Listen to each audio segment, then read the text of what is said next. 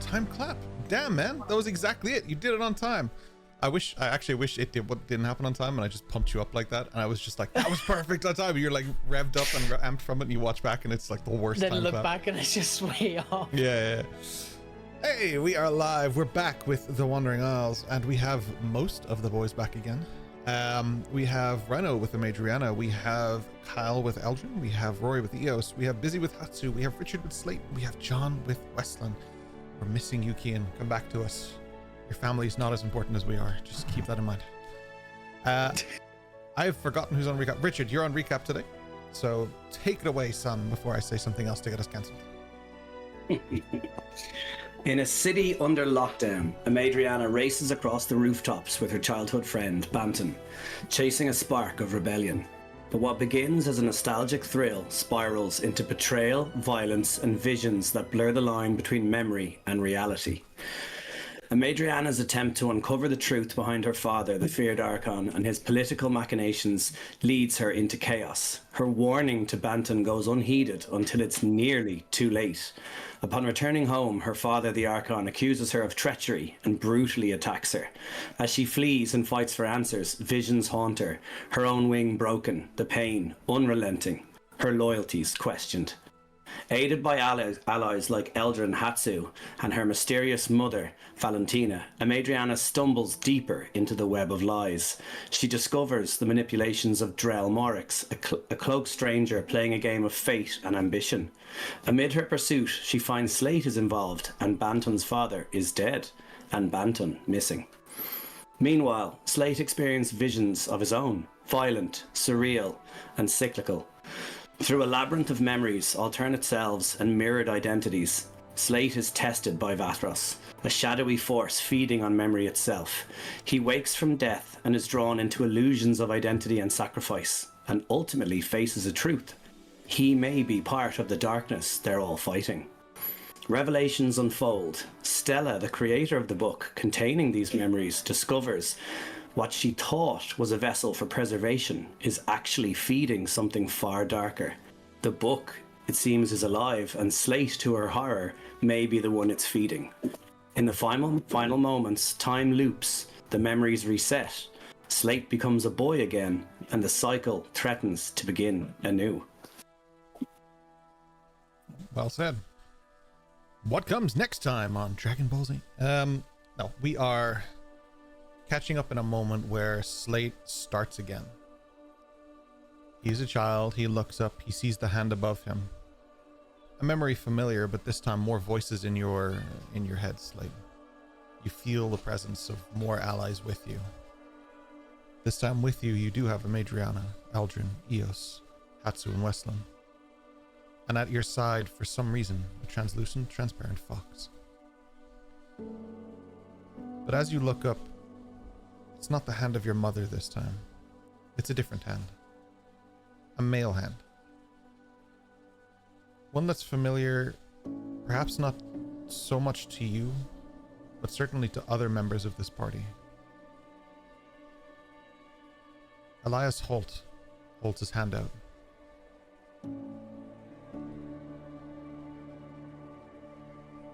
You hear his voice speak to you, though it doesn't sound necessarily as familiar as your own voice is to you. It sounds different, deeper, more slab to it, you know?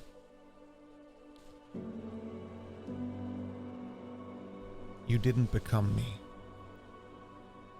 You abandoned me.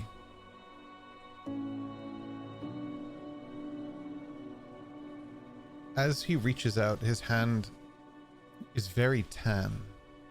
Someone who has lived in the sun for a long time. It's kind of leathered. These are also working hands. These are hands that are well used to building, creating. Someone who knows how to put things together. You can almost tell the stories from the lines in an aged hand. What would you like to do?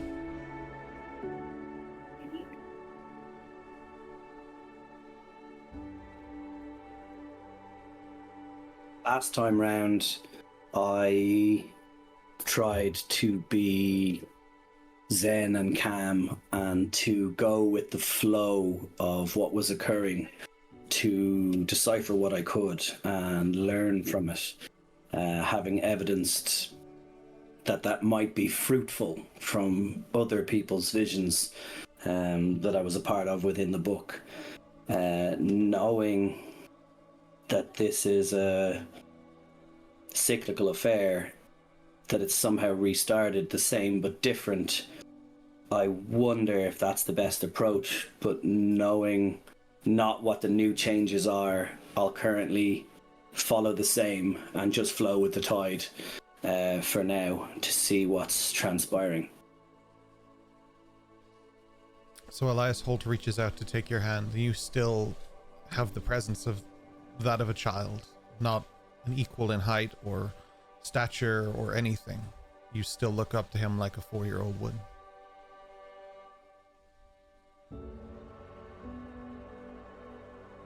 It's up to you if you wish to take his hand or to proceed alongside him. That's entirely optional. I will, for the sake of the vision and what's happening, to try and let it take me where it wants, I'll take his hand to flow with it.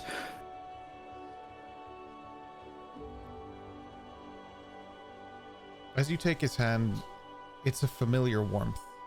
Again, the warmth of flesh in the sun, but there's something only you could have really experienced. You forgot what your own sensations felt like. And as you feel this, it's almost like remembering how to live in your own form. You all are no longer in the childlike vessel of Elias, but instead the adult vessel of Elias.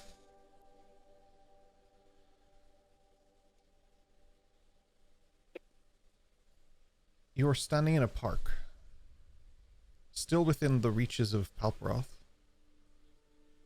It's still made of beautiful sandstone and designs, some wood, and a variety of different things built for beauty within the city and to break up the monotony of the same colors and themes. But the nature that is found within this park is a little bit different. There are trees here, but for the most part, the leaves aren't quite the same. They're darkened orange hues, almost like in Arboris in the autumn. But this seems perpetual. They struggle to get water. The only thing that really keeps them going is people who take care of this particular park. Light is no obstacle, but survival for plants in this particular island is difficult. There are 2 pieces of fruit growing from this tree, Slate. One of them is a beautiful, enticing red apple. It looks juicy and delicious. The other is a pear. Something strange. Doesn't quite belong here. And it's not exactly in its prime. But still quite edible, consumable.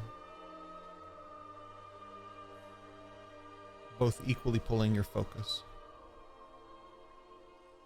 What would you like to do?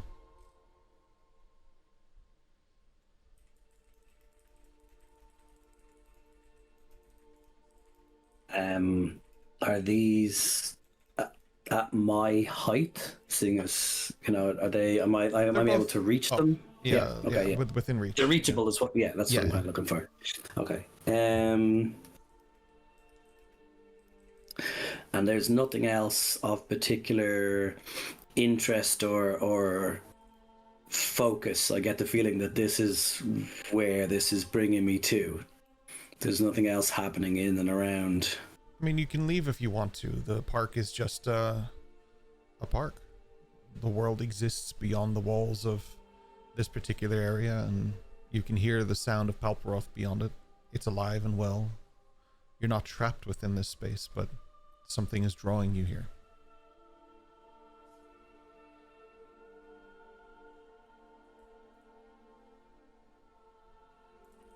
I'll go for presumably the road less traveled, and I will go for the pair. As you take the pair down, there's almost a sense of connection with it. It reminds you of Scorchwood. It reminds you of a laboratory. It reminds you of being held down and experimented upon, and it reminds you of a path you took from that point forward until basically right now. It reminds you of Slate. To call Slate blank would be incredibly unfair because he has put a lot of work into creating who he is now. But the things that come from this pair remind you only of the moments taken as Slate, not of the moments taken as Elias. And the tree itself crumbles, and once again you find yourself sitting at a table, eating dinner. Your mother cleaning, talking to you about your performance in school and how you should be trying harder. Your responses gauge the same as they were the last time you did this. And as she walks out, this time not preparing you for anything, and normally this is where you would be brought back to school, instead you find yourself still here, in this particular moment, in this particular memory. I gloss over it slightly because we lived it last week. Things play out exactly the same until this moment. This is the change, as it were. It's not back to the same moment with the same tree with the same choice. Is that what you mean?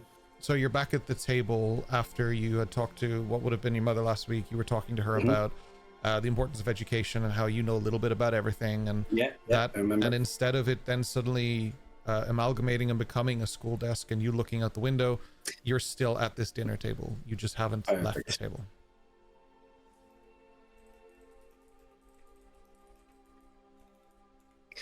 When last we visited this, I was struck by my want to stay connected to it, having felt absent from any kind of we talked about a sensation of warmth and love and safety and things that might have been absent from Slate's life of recent times. And I had that moment where I wanted to cling to it, and then in doing so, things changed. Finding myself back there, even for the briefest of moments, I think I would be drawn to the same thing, even, thinking that it's probably going to be fleeting. So I would just take time to enjoy the meal, enjoy the moment, and to bask in those feelings, in those emotions, in that warmth. Be present, I guess, is what I would be doing in that particular moment, rather than trying to push forward or look for something to happen. I would just look to be. As you're eating, you notice that your hands are considerably older now than they were when you appeared at this table and had this conversation.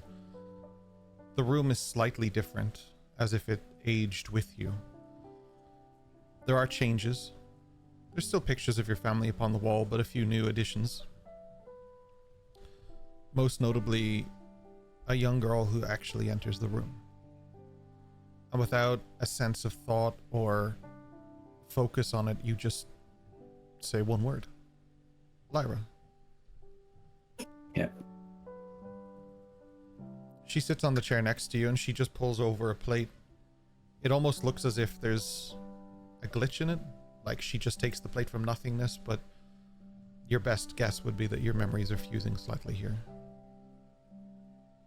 But she begins to eat. And she looks up at you happily and kicking her feet off the chair as she continues eating.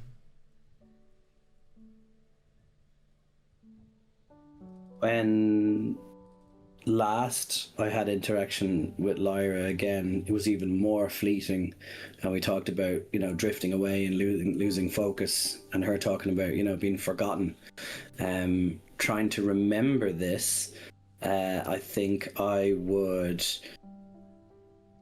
probably all too suddenly for anyone present, but I would grab her hand, expecting her to drift away or the moment to be lost or for her to literally be forgotten. So my thought process is to, not knowing if it will have an effect, to see if she could be anchored in some way if there's some kind of physical connection. So I'll immediately grab just to see, or potentially to stop, or to at least have felt I have tried something, expecting the moment to be fleeting. The cyclic nature of the book so far. That's what I expect. You reach forward towards her, but instead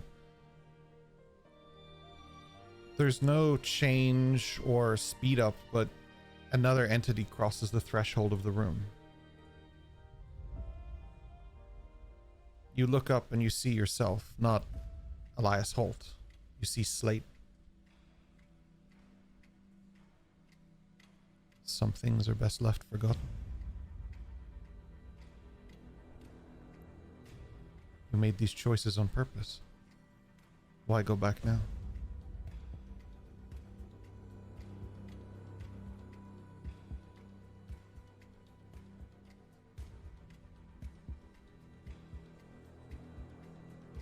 Obviously, the decisions I've made have led me to here.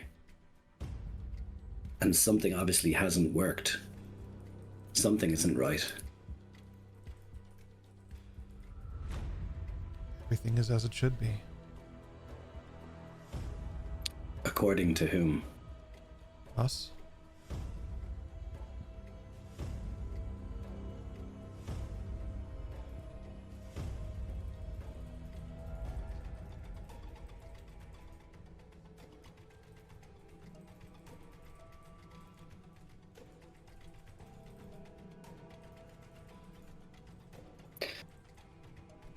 I'm going to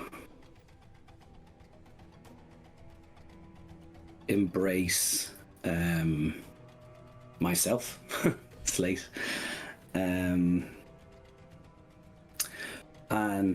as I do so, I'm going to say to him, me, it's time for you to go now. And I'm going to take my chef's knife and stab the bejesus out of him, it, me. As you do, you find the piercing feels different than you would have expected. Almost like it was anticipated. As the knife penetrates the skin, Slate bleeds, but black.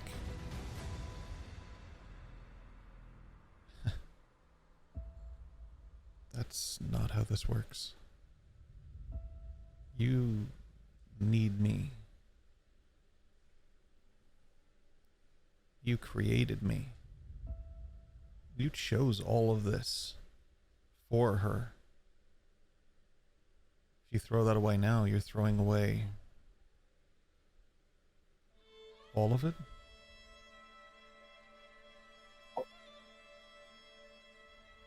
Unless, of course, you just want to see her die. In which case, keep following this path.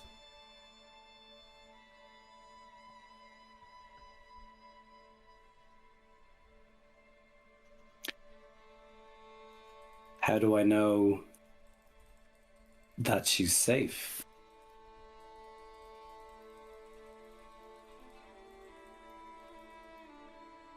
I guess you'll just have to have faith in it. Seeing as you know me so well, you should probably know that that's not going to work. So I'm going to stab him again.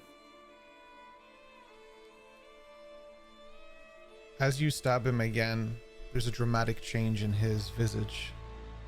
His eyes disappear, and his veins begin to throb alongside his head.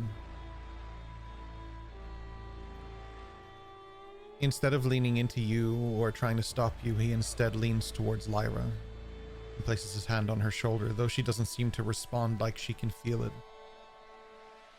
There's a definite threat to what he's doing.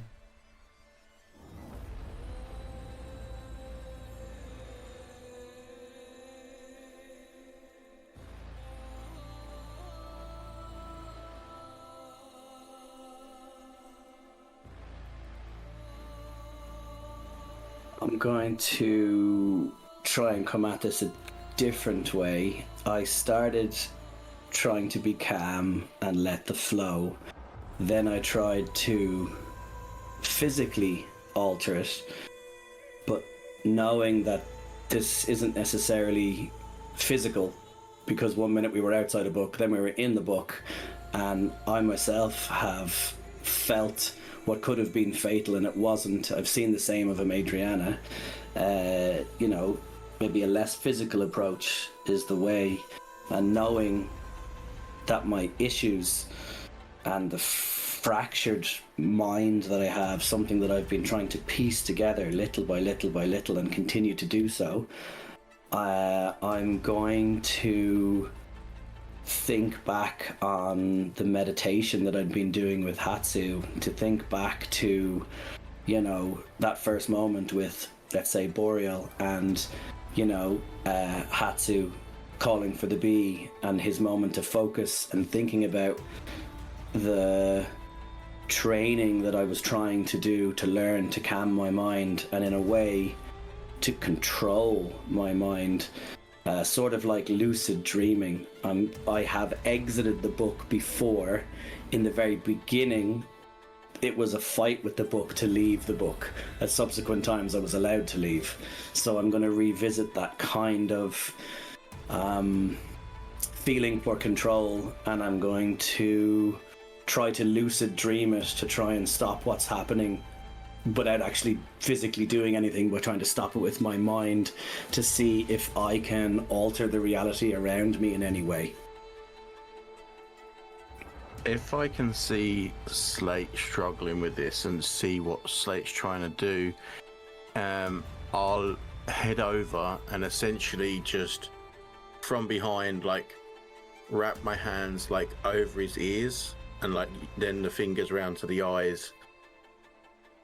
One, as a comfort that we're here, we're with Slate, but also so that Slate can focus in on trying to deal with it in the head rather than the essential of what's happening outside. You're saying Slate, confirming just now because this might be a little bit wires cross confusing. Are you talking about Elias Holt that Richard is currently playing, or Slate who currently transformed? Who is with us? Who came in with us? So okay, so Elias Holt in this Slate. case. Yeah, okay. Yeah, Elias Holt, yeah. Just in this particular instance, I want to be super crystal clear because that could have two different paths, obviously. Yes, so, yeah. absolutely. Yeah. I'm literally going to sit down on the floor, literally just, like I said, try and block out absolutely everything that's happening. Just close my eyes and, like I said, try to the equivalent of lucid dream, or try and gain some kind of control. Like I said, thinking back to when I exited the book before, what that felt like, what the process was, having left the book and being able to, have some modicum of control before. I'm going to try and search for that and simply block out everything else. It's my attempt. Okay. I'm gonna get a con throw, not a saving throw. I'm gonna just test straight willpower here with your constitution. Is there any, I was trying to provide some sort of help, if that works in any way? That's what I was trying to do with what I was trying to help him focus in, basically. No problem. Yeah, I'll allow that, yeah. So you can have advantage, you can do the roll again. Okay. I should have remembered that anyway. I was so focused on what roll that would be. I wasn't thinking about the advantages or anything. That's a lot better. So the first roll was a inverted. Final number of 12. Yeah, the second one of a 21. Nice. With the assistance. Madriana took those numbers, just went nope and swapped them. That's a spell, and I didn't use that. Yeah, so 21 is good. You focus and you really just close your eyes, almost emulating what Slate can currently see, which is just nothing. You try and reach out with the throws of your mind to change the reality that you're in.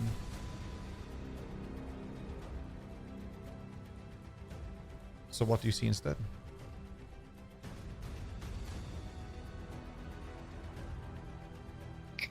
Well, my intention was I saw the coming of Slate as a interference to what was being shown to me and something trying to potentially lead me astray, or at the very least take me away from the place that I said I wanted to bask in. So I tried various ways to remove him. So the first thing to do would be have him not there. And that would be my first thought, that the threat, the danger, the overarching feeling is gone. It would be calm, easygoing. Everybody who was there. So my mother, Lyra.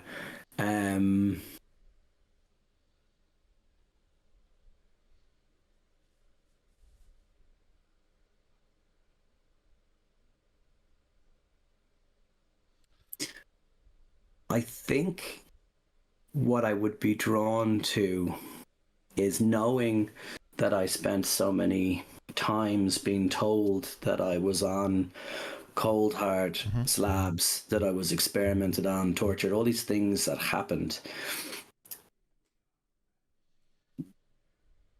I think that you would try and go to a mental place of fortitude or go somewhere else in your mind to get through those times.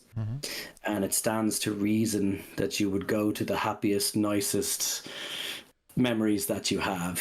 And seeing as I'm getting that warmth and that feeling from these tiny scraps, I think that somehow my mind would actually do both. I would be with Lyra and with my mother, but actually in the laboratory, because I probably would have spent a huge amount of time in that place, but in my head with those people.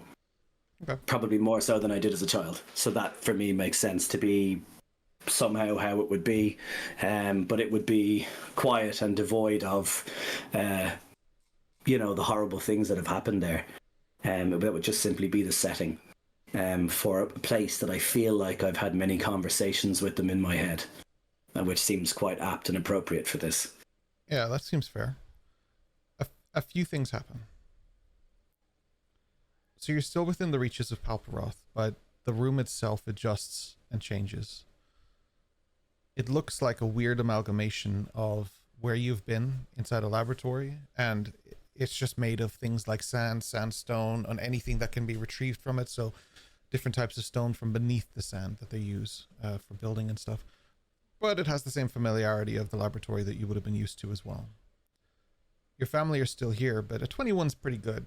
So perhaps this is a good time to really see the reaches of what Slate can do, as he changes not just the game in terms of where we are, but the stream, as the background adjusts to Palperoth on the stream. For those in the podcast, I apologize that you can't see it. We have new backgrounds, and they are ready, and they exist. So enjoy. Give us your feedback. But for now, that was pretty good timing, so good stuff. You adjust the creative structure of where you are, which gives you a sort of lucid dream is a good way of describing it. That was a good choice of words that you used. It gives you a lucidity to also explore the memory in front of you with a little bit more I want to say control and a little less structure. You get to investigate this. Things may adjust and change still within the realm of the book, but you have slightly more control over what's happening as you do. Last time you were here, you notoriously had very little control over what you were doing, even as you tried to engage with people or do things. The book had a narrative for you. Now you feel less of that constriction. knowing this and having felt the presence of the party, and in particularly Adriana, the assistants there, what I want to do is, and obviously thinking back to, you know, in particular Hatsu's support to get to this point and building this mental fortitude, what I want to do is use that momentum that I feel, that swell of, you know, energy or drive, or the fact that I feel like I'm in a lucid dream and I have some modicum of control. I actually want to use it to bring Lyra, my mother, and the others with me, using them as a mental shield, if you will. So what I mean is they're strengthening me to go on and giving me the confidence to not stay in that room, to not dwell in those moments, and to not live in that, because plenty of other times I've been here, that's the moment I've lived in. We've heard that, you know, I was called father at one point, that, you know, Harrow is mother. We've heard about a breeding program. We've heard about being instrumental in that. We've heard about the team of mercenaries and modified creatures as part of that team, and we've met some of them, and knowing that all of that has come from this particular place, and knowing that I seem to have lived two lives in this place, one where things were done to me, and one where I seem to be a part of the people doing things to others, or at least that's the way it's been portrayed to me. I would actually try and search my memory by using this place to go beyond the cell and go to where my memory would try and show me an office that I had been to, or where paperwork had been, trying to put together scraps that I might have blocked out to try to find sense of what I know but can't remember, if that makes sense. Yeah. So I'm trying to navigate that blind spot, trying to put together the corridors and rooms in my mind and go with the flow and use the others to propel me forward to find whatever it is I'm looking for by going room to room, corridor to corridor, trying to think about the facts and information that I've forgotten that I could have been a part of, and basically in my mind searching through every room and every nook and cranny for, you know, like a detective, facts, figures, paperwork, bloodstains, anything that I think is new or different, because I don't remember as much outside of here that I know I should. So I just travel the hallways looking for answers, whatever they may be. You would see... I'll tell you what. Roll a d10 for me, please.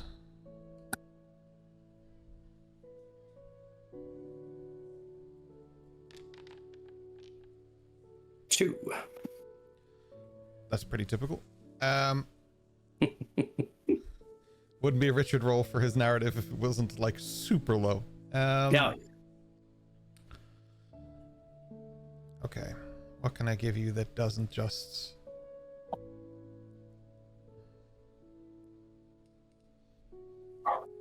You will see a tiny hand taking yours, more like a very small hand wrapping around your finger. As you look down at a woman who looks familiar to you, someone you've also seen in your memories, but again, it's very, you know, distant.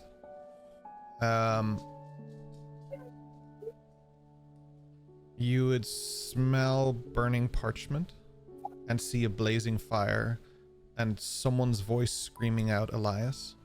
You would hear. Obviously you wouldn't see that part. You would smell the parchment, you would see the fire, you would hear the noise. You would hear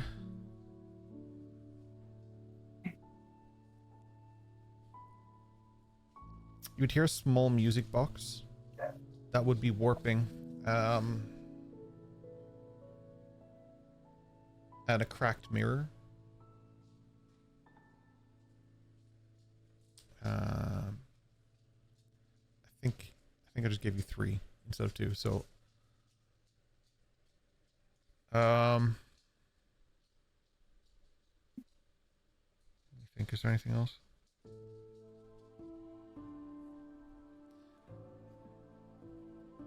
You see, yeah, I'll give you one more thing. You see a badge in your hand that says CRU, and it has blood on it.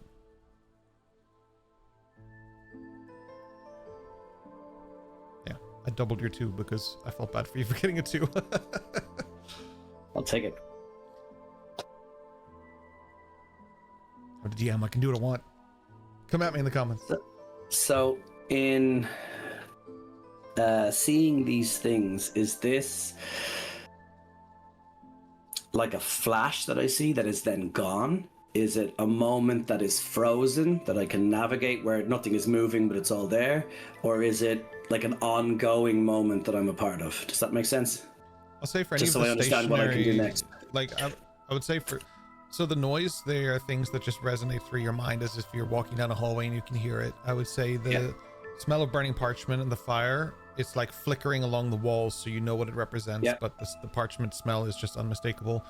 And the bloodied crew badge is something you'd probably almost see as if it were a painting on the wall rather than an actual memory, if that makes sense. They're all, it's all a sensation that you're walking through someone else's mind rather than your own. So it's just pieces of it, fragments rather than a whole, but your mind is sort of trying to portray it artistically to create a path that makes sense for you to see what you're seeing. So as you've described it, I feel these things, but they're also perceptible to the others who are with me because they're portrayed on the wall. Correct. So in taking all of this in, I'm going to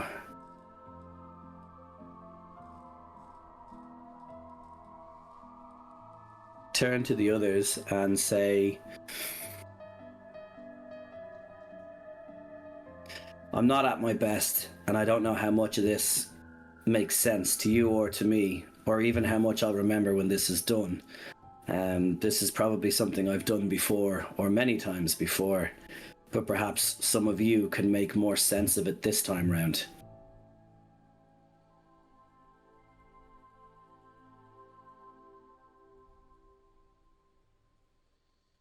They remain oddly and eerily silent. I don't know what any of this stuff is. As he speaks, instead of taking your form, because you are currently Elias, Weslyn appears before you.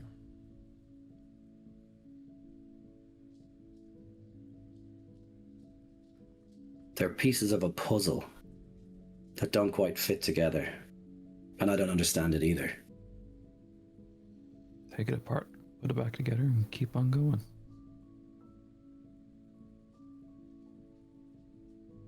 The puzzle will fit. I think splitting things apart was part of the process, maybe. See, when there's a lot of trauma, sometimes your mind shatters.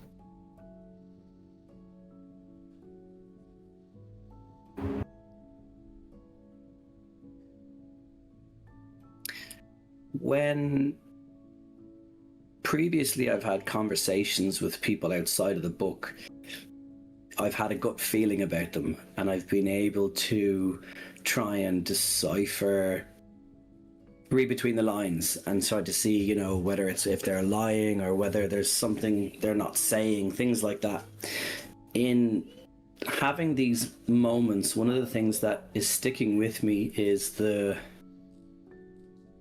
screams of Elias. The picture that has been painted to me is that I made a sacrifice, that I gave myself and my mind in order to save others, and therefore I did the bidding of another. That's the gist of what I believe.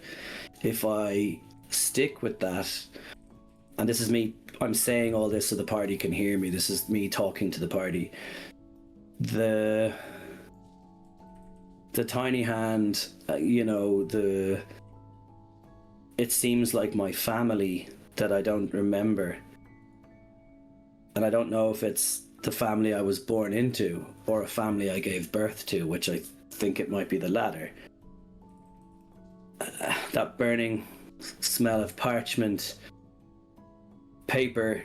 In my world, I use a forgery kit. It's all about deals, bargains, barters, a signing, an oath, something like that. And that's what this reminds me of. But the burning, I don't know. Normally you keep something that you commit to paper, because you committed to paper to keep it for a reason. So if it was burnt, I feel like it was broken or dishonored. And then if you combine that with the screaming of Elias, I wonder that the lady, be it my mother, my wife, my daughter, whoever that's screaming Elias, I wonder, was there a double cross at the last moment of my memory, and therefore the scream is of my name? That is what I think has occurred, but I can't understand it. I can't place the music box. The cracked mirror resonates, and the CRU badge, maybe that's who or what I was before, or maybe that's what I did. That's why it's bloodied. I just can't piece it together. And I'm just going to sit on the floor for a moment, because it's a lot to take in. Just in case, DM, did we hear the scream? Yeah. We did, right? Did we recognize the voice? It would have been a woman, not a child, but whether or not that would be someone like Slate's mother or wife or whatever, you've never heard the wife to comparatively put it to, and it's a very frantic voice. When people scream, it's a little bit different to their primary voice, so I would say probably not. Would you think with my actor feat and having known somebody for over a minute, I can emulate them? This is the way we're going to play this, is it? I know that the voice, like you said, is altered because it might be under extreme duress or stress, but there would still be notes or hints or something. So I wonder, would it help? Would it, having, leaning into that, would I have a closer inkling to who it may be? As I said, I've posited a few different women that it could be potentially. Here's what we're going to do. You currently have 5 allies helping you, and I'm going to say that with your feat you'll get advantage on this. So you'll get advantage +5, 1 for each of your compatriots here. You can have a history check. You can have a history check, and let's see what you figure out. If you get a 6 in this, I can't help you, but yeah. All right, so the situational bonus is 5, and then just a normal. Oh, advantage as well. Okay, yeah. Advantage for your using of the feats and stuff, because that's smart. Yeah. And I want to give you a +5 because your ally's here, and Rhino correctly mentioned that he would like to help. So. Love it. Unless anyone specifically doesn't want to help, in which case you could take your 1 back. Nat 20. Holy shit! Never mind. It doesn't matter if you take it back. 29. I'm gonna consider that a nat 20 for the whole party. Nat 20, damn. Yeah, okay. The assumption would be that it is your wife screaming because it doesn't sound enough like your mother in that instance. It is also kind of coming back to you. You can remember intonations in their voices and stuff and kind of tell them apart slightly in a way that was confusing to you just moments ago. Your allies are giving you clarity. This feels like an episode of Yu-Gi-Oh! You're walking around your mind, you've got the power of friendship, they all drew smiley faces on all of your hands and stuff. It's like this whole thing. Yeah. Now was me thinking we were rainbow ponies. I don't understand that reference, but I don't know if that's a good thing or a bad thing. I was going to say something about Care Bear Stare, and I was trying to find a way not to use those exact words. Okay. No, 100% strawberry shortcake. That's what's happening Part right of the now. cards, and I will accept nothing else. Yeah, absolutely. We all went in very different directions here. Yeah. Yeah, for sure. You know who it is at that level. So, based on my theory that I said that I thought it might be a wife and it might be a child, my child, and that I feel like it was a deal gone bad or a double cross or something like that.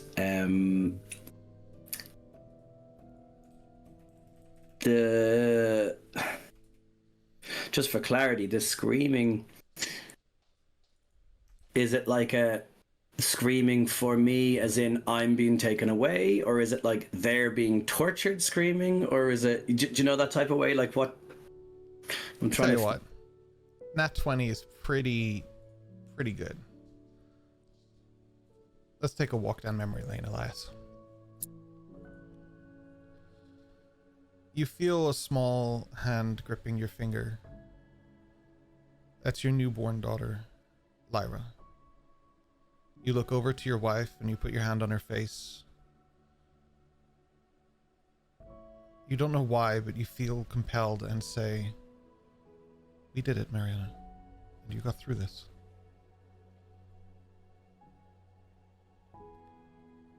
Mariana is kind, intellectual, strong-willed. She's a scholar and a librarian, and someone who brought you down a path of knowledge, who taught you the value of knowing more than a little about something. It seems like all the strong women in your life encouraged you to learn more about life and history, and you spend a lot of your life learning about people.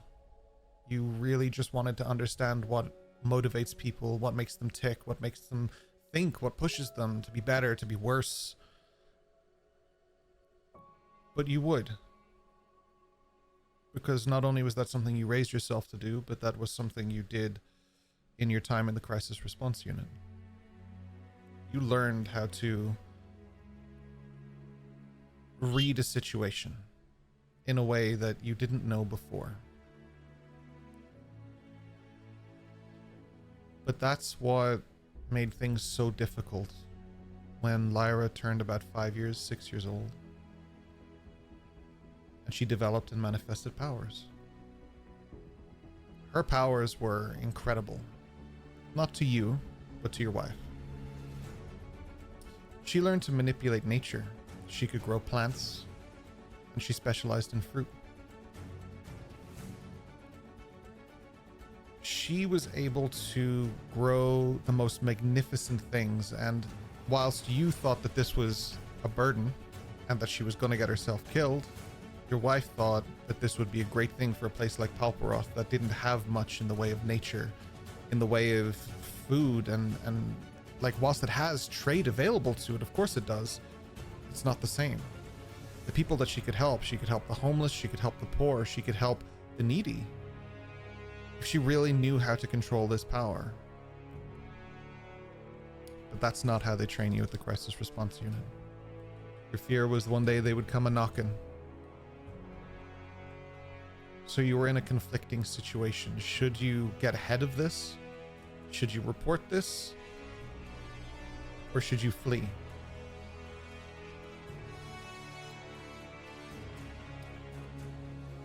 It ended up not mattering, because she used her powers in a situation that was quite public.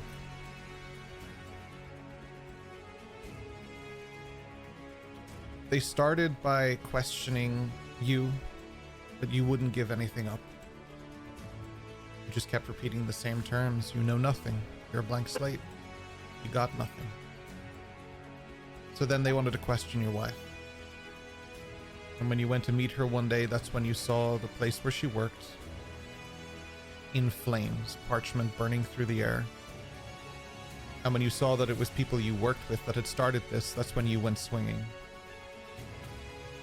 You didn't quite notice when your badge fell off. But when you picked it up, it was covered in the blood of your friends. You ran in, did your best to try and help her. But what happened next is a little bit of a mystery to you. There are just flashes, images.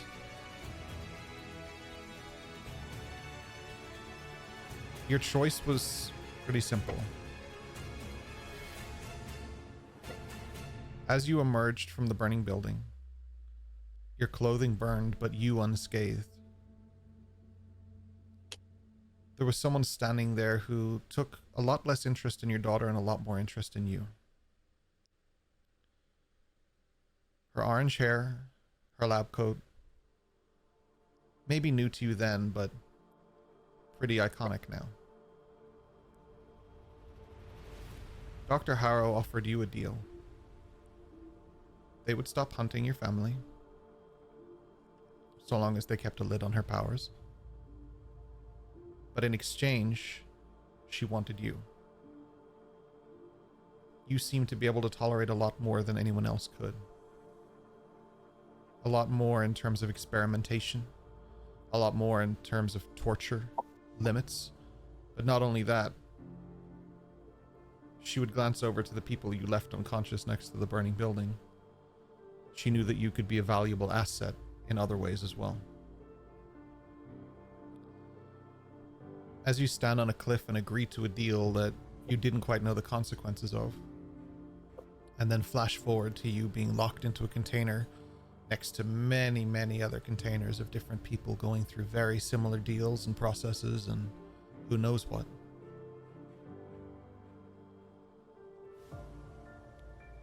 You start to feel more and more like yourself as Slate is born and Elias is gone. And for that part of the journey, no longer can your allies come with you.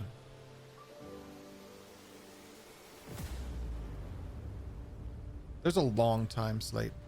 It's hard to tell how long, but you got everything injected into you, pushed into you. You got your limits pushed. You got trained to fight. You got trained to really amplify your abilities until suddenly it worked. To the best of your knowledge, that's actually when you escaped. But your knowledge has never been the strongest thing when it came to history since the advent of Slate, at least. Because you spent a long time working for Amelia Harrow. Not just, protecting her, which you did. Not just working with other broken toys that she collected, which you did. But you actively went out and searched for people for her to experiment upon.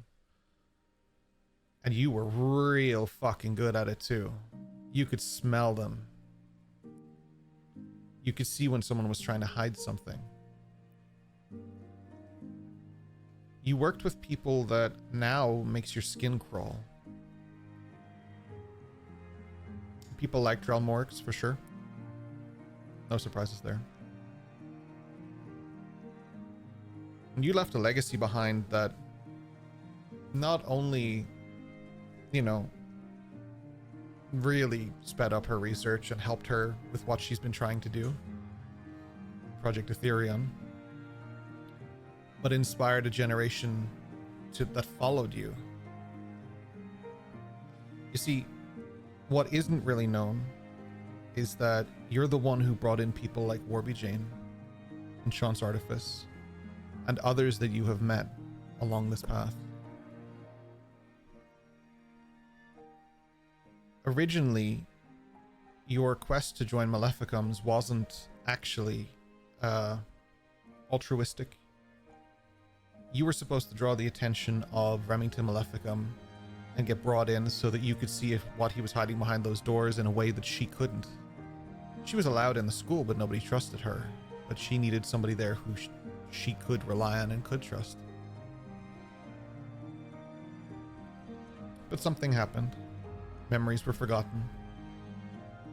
And although you did your task and you did it well, you didn't know that that's what you were supposed to do. So for what intention or why, it's still quite unknown.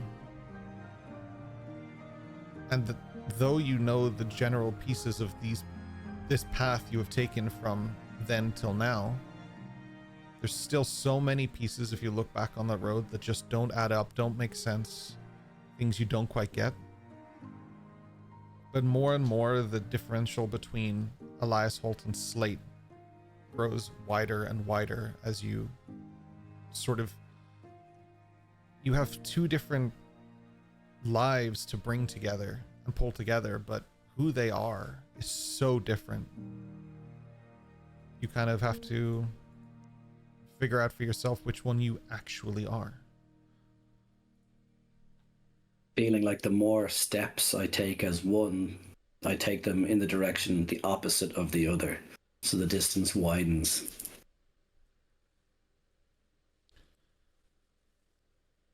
You find yourself standing again in the little hall of memories that you had created for yourself, that Palparothian laboratory, with your allies there. And though they don't know the second half of what happened, they're very aware of the first half. Anything post your deal with Harrow is yours. That's your information to give, but anything prior to that was shared between them. They not only saw it, but they felt what you felt in those moments. They experienced what you experienced. They literally could walk in your shoes through it.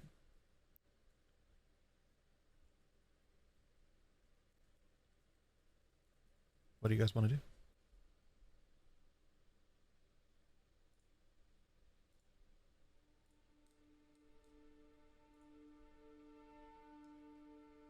You know, this doesn't make you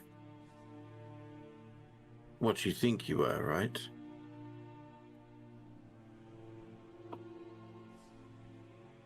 This has only shown you what you've done, not who you are.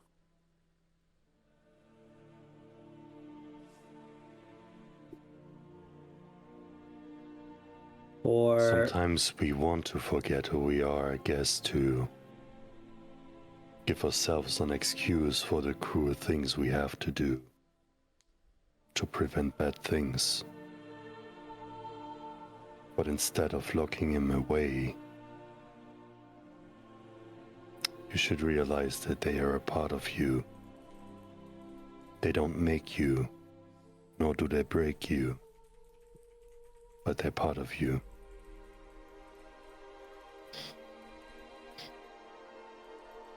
for the first time, knowing that I was once Elias, now Slate, and knowing that, in like it was described, I was created.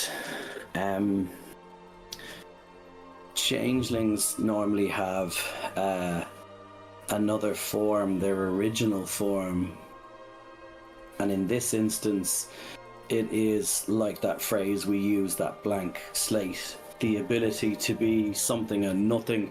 It's almost like a translucent morph suit looking equivalent, not well defined, having the ability to have that form, because that's the form of no form, that will be seen by the party for the first time. Right now, in the in-between space between Elias, between Slate, in the midst of the conversation of the party saying, you may not be who you were, you might be who you want to be now, and so on. In the midst of that conversation, that's the form that I will take. And I think having everything stripped bare, or at least a huge amount of it, and revealed to me so suddenly, so quickly, so clearly, and knowing how lucid it was, and previously having talked about the warmth and the emotion from a small thing like a handhold or a meal, I would imagine that this quick turn of events and reliving of these traumatic events that were also suppressed, I feel like I would be very, very overwhelmed, having found myself in that position before, but never like this. And I feel like,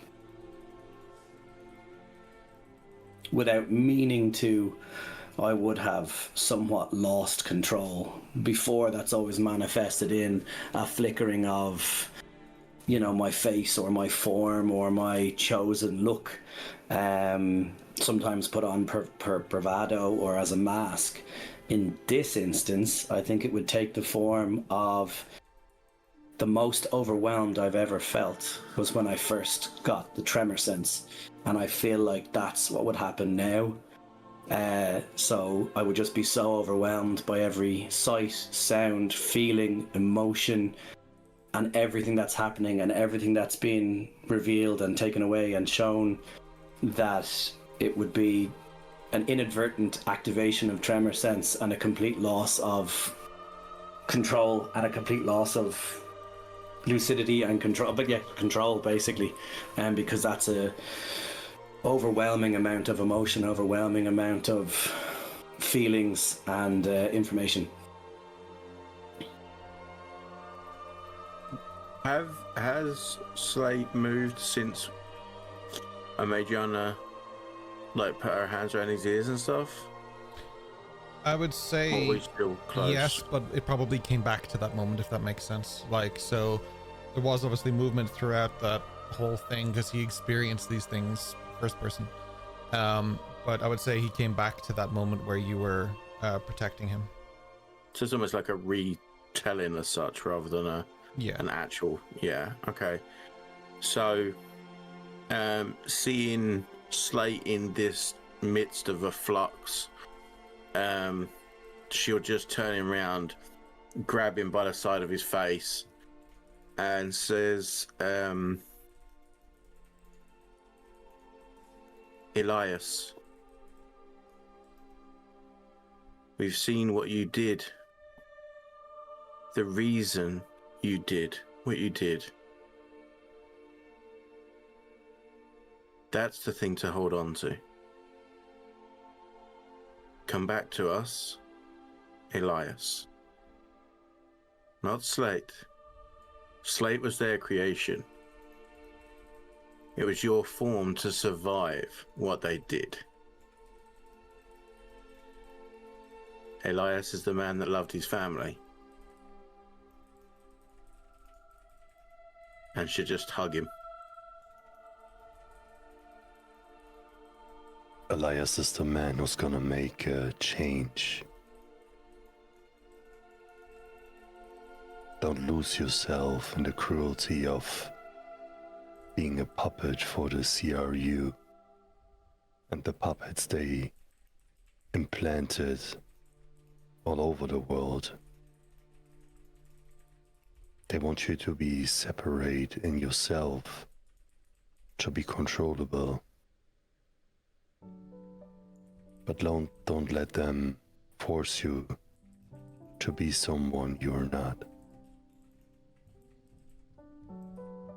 And even if they have your family caught, don't let you be the tool for them to do the same to other families as well. This is the moment, Elias. It's your moment to choose which direction you want to go. And you would just hear like a present but very distant Mother of Light, Creator of Shadows. And Hatsu would try to imagine the bee in such a way that it would be bright enough for you to recognize.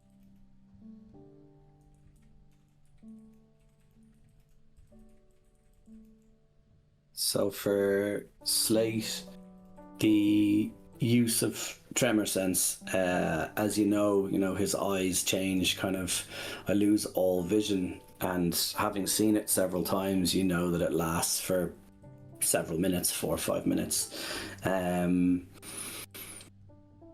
They say that, when you lose sight, your other senses are enhanced. So I like to think that in this moment of being overwhelmed, that his sense of hearing, if you will, would be heightened, which would allow him to hear the words that his allies are trying to cut through, if you will, the noise, cut through the clutter that's going on and reach out to him.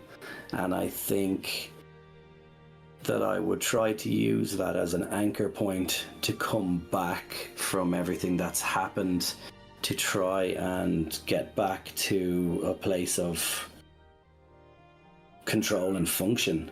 And I think that would take a couple of minutes, but having the others talking to me and trying to pull me out of it, I think that would absolutely have helped me try to come around in a way that maybe wouldn't have happened had I have not heard those words.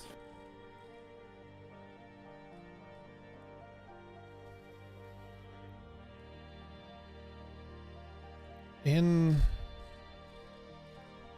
moments of, I suppose it could be anything really. It could be anger, it could be frustration, sadness, it could be guilt. They all manifest in different ways for all of us. We all deal with our emotions differently. But for Slate, he, in a weird way, has to wear them on his sleeve because his forms change in accordance to his mood. There's a connection there. And whilst he can override that by controlling it in moments of thought and willpower, at the moment he doesn't have the focus to do that. And you see him not just struggle emotionally, but physically as he takes on the form of his younger self, of his daughter, of his wife, of Dr. Harrow, of each of you. He's trying to hear your voices and lock into it, but he's also struggling, and it's manifesting in a very real way for him until he lands first on the visage of Elias Holt and then the visage of Slate once again. And then the walls start to crumble and darkness begins to take over for all of you. And we see Stella. Her fears much the same as last time. She worries that she has been manipulated by a dark entity with malicious intent. And she realizes that even though she's close to completing the seal, she needs to use it on him. Because if she doesn't, then what he can do is use this seal and connect to many others, absorbing their thoughts, their memories, and using them for whatever he intends to use them for. And that power is simply too dangerous.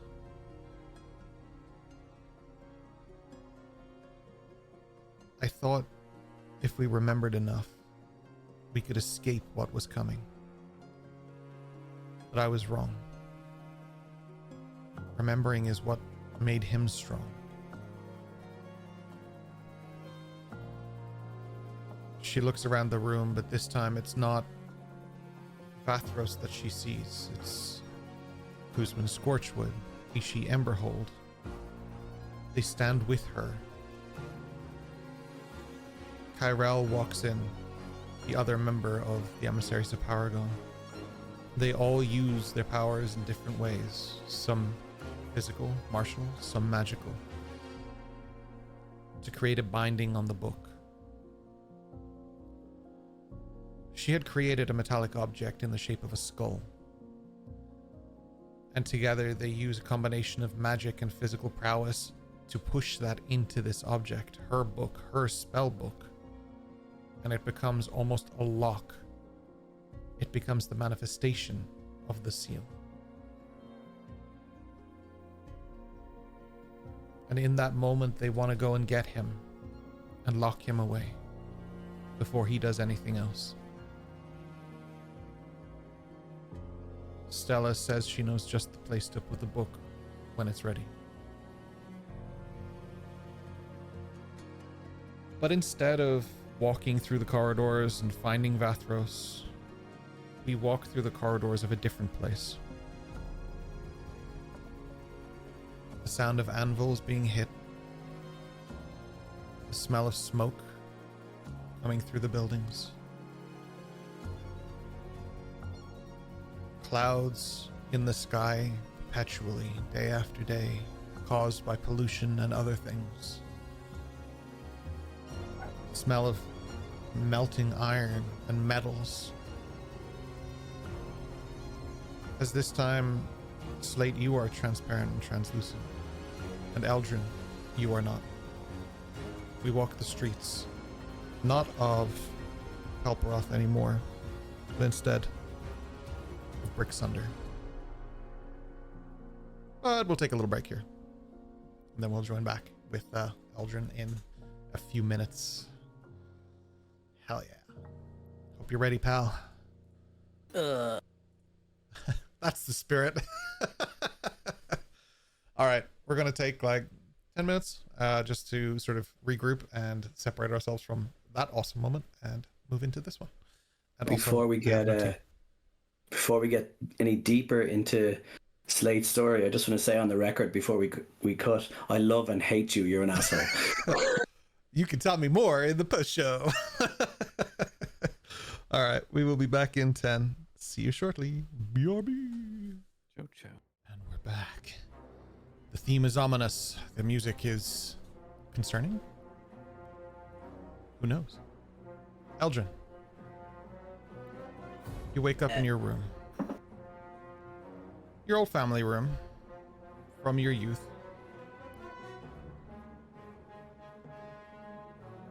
You start your day as normal. You get dressed.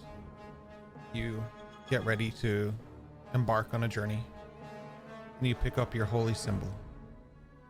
The holy symbol of Arius.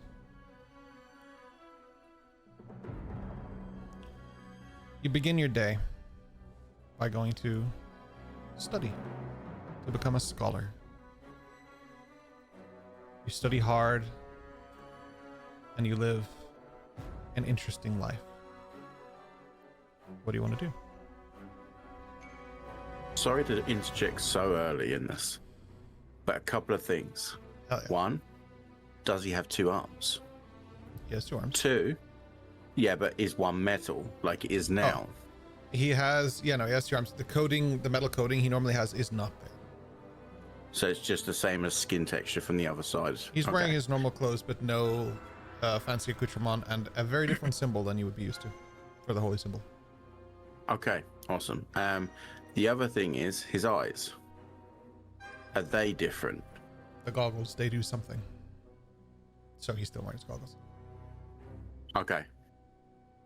Okay, thank you. Sorry to interrupt so early, but Good to know. things that Those are she good would be watching for. These are things that I take for granted in my brain hole. So it's good to ask questions. The eyes, they never lie, Chico. Yeah. Question. Age range, roughly? Roughly the beginning of When I your am. journey when you had sort of leaned into Tempestus as your god. So you'd be like Cool. very late teens or very early 20s, somewhere in that mark. You're super early. The earliest. At home, out and about at the moment? Your training to become a scholar is something that Eldrin didn't necessarily do. Not like this. You're going to college to study in Bricksunder, so different Yeah. path than you used to. But yeah, you're out and about in the city. Yeah. Cool. Yeah, I'd like to. It's amazing. It's like, yeah, I would like to go past where my dad would have worked. I would like to not go in, but just go past to see if there's much hustle and bustle there. If I perhaps see him inside, maybe anything like that. I kind of just want to get a vibe of if I'm able to make it out of Bricksunder or to the outskirts, perhaps maybe. A little adventure, excursion, if you will. You look in at the place where your dad works. The anvils are tinging away. People are working, and he is busy building something. Can I see from outside? What it is? Does it look like it's a large project or? No. It looks like something small, delicate, but that involves a lot of very meticulous crafting. What it is hard to read right now. Okay. It's EOS. He's making EOS from scratch. it. Cool. I might actually. Just disconnected completely from audio. You might actually leave us hanging. That's what you might actually do. Am I back? Am I there? You're back now. I can hear you. Yeah. That was so weird. Don't know how I. You're okay. I would like to Continue. do a turnabout. I would like to actually go and walk in, if possible. Yeah, you walk in. The smell is familiar. To all of you, it overwhelms your senses a little bit, but to Eldrin, not so much. This place reeks of metal and creation from its rawest, purest form. The heat from the forges, the clanging of metal hurts your ears. All but Eldrin. Eldrin feels familiar here. Your goggles actually really help you here too. Nice. You walk up to your father. He's a shorter gentleman, but he's working away on stuff. Yeah. Yeah, just before I actually interact and speak to him, I just kind of look at him as if like as if we're standing at the anvil and I'm standing beside him, and I kind of look over and I'm like, "What's this?" What are you doing here? Are you not supposed to be in school? Yeah, early day, sent home to do assignment, project work kind of thing. Need to study at home, but I just thought I'd pop in and say hi. Very good. Hi. Yes, we are working on a new project. One that we hope will be very pleasing to our partners.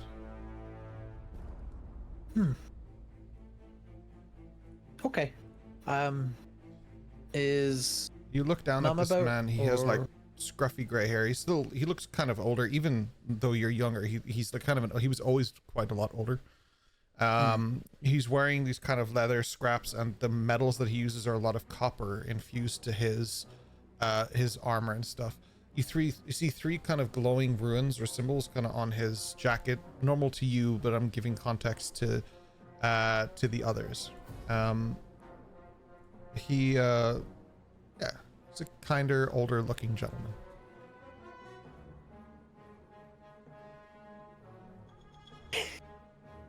He's not Al Pacino. Chat. Don't worry. This is nothing like I was Al actually thinking it to me it looks like Toby Jones. Oh yeah, I love Toby Jones. That's a compliment. Yeah, oh There you yeah. go. Yeah.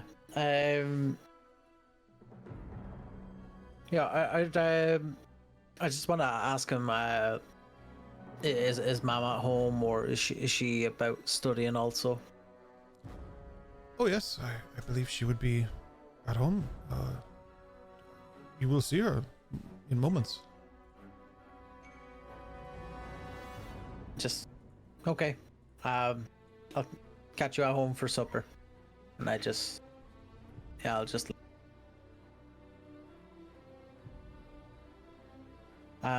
you from close there, the door, you just hear him, "More fire!"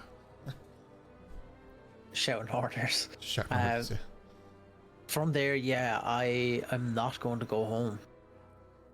lied to your father? In How this dare. economy? I'm a teenager. Every teenager tells a fib or two. I'm going to perhaps go on a little bit of, like I said, a little bit of an adventure, just kind of on the outskirts of the Oh, town a that bit. you are. Yeah. Yeah. Does he know where he's going? Maybe. Yeah, I'd like to go for a little bit of a journey out. Where to? I suppose there's a place. At this point, I'm not sure if I would frequent it, but current Eldrin would know that he did frequent a place. I'm not sure if I'd be familiar with it as of this age, but I would like to go to a place where I would have had a friend, an acquaintance, if you will. I won't. No, I will. You're okay. Yeah, I'd like to go to this place. I don't believe there is a name given to this place in particular, but it was a place of study, I believe, that I would have met an older person. Mm-hmm. Sister Valet, I believe. I would like to visit her. Sure, yeah.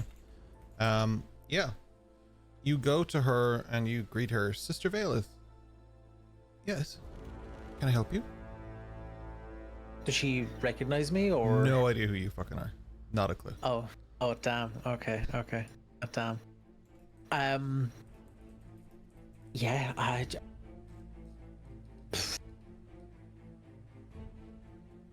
Are we in the place where like usually we would kind of like have chats and there'd be like books around and stuff like that, or? Yeah. Cool. Yeah, I would just like to try spark a conversation about books and just kind of what I'm studying at the moment, and I would like to just see if there's a book on Tempestus, perhaps, actually. Yeah, there are books on all the gods here, except for the unnamed one. Okay, probably already have that somewhere. Maybe, I don't know. Just like in your backpack floating about. Yeah, I'll get this, the book of Tempestus. I would like to ask her what she knows of Tempestus and different studies of magic. Well, no, sorry, not different studies of magic, but different studies of gods and higher entities, higher being.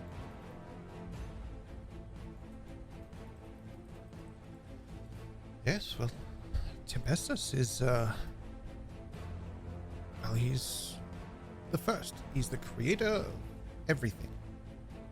He goes on to explain, or she goes on to explain how he is the creator of sort of the stars themselves and the universe that you live within. He was the one that was thought to have emerged first from the fracture before anything else. The beginning of time, effectively. He's been here since that moment. He would be considered to be like a prime god, much like Minerva would be. They together are the prime. The others that followed were their kin, their kids, their family. Depending on who you ask. Yeah. As we're kind of going through these conversations, I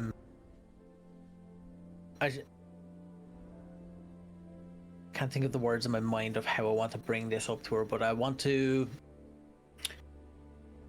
lean more into the conversation of course, look, these gods can do things that other people can't, and different stuff like that. I want to show a heavy interest in the unknown and magical things. Okay. I'm kind of query what she would know of these kind of things.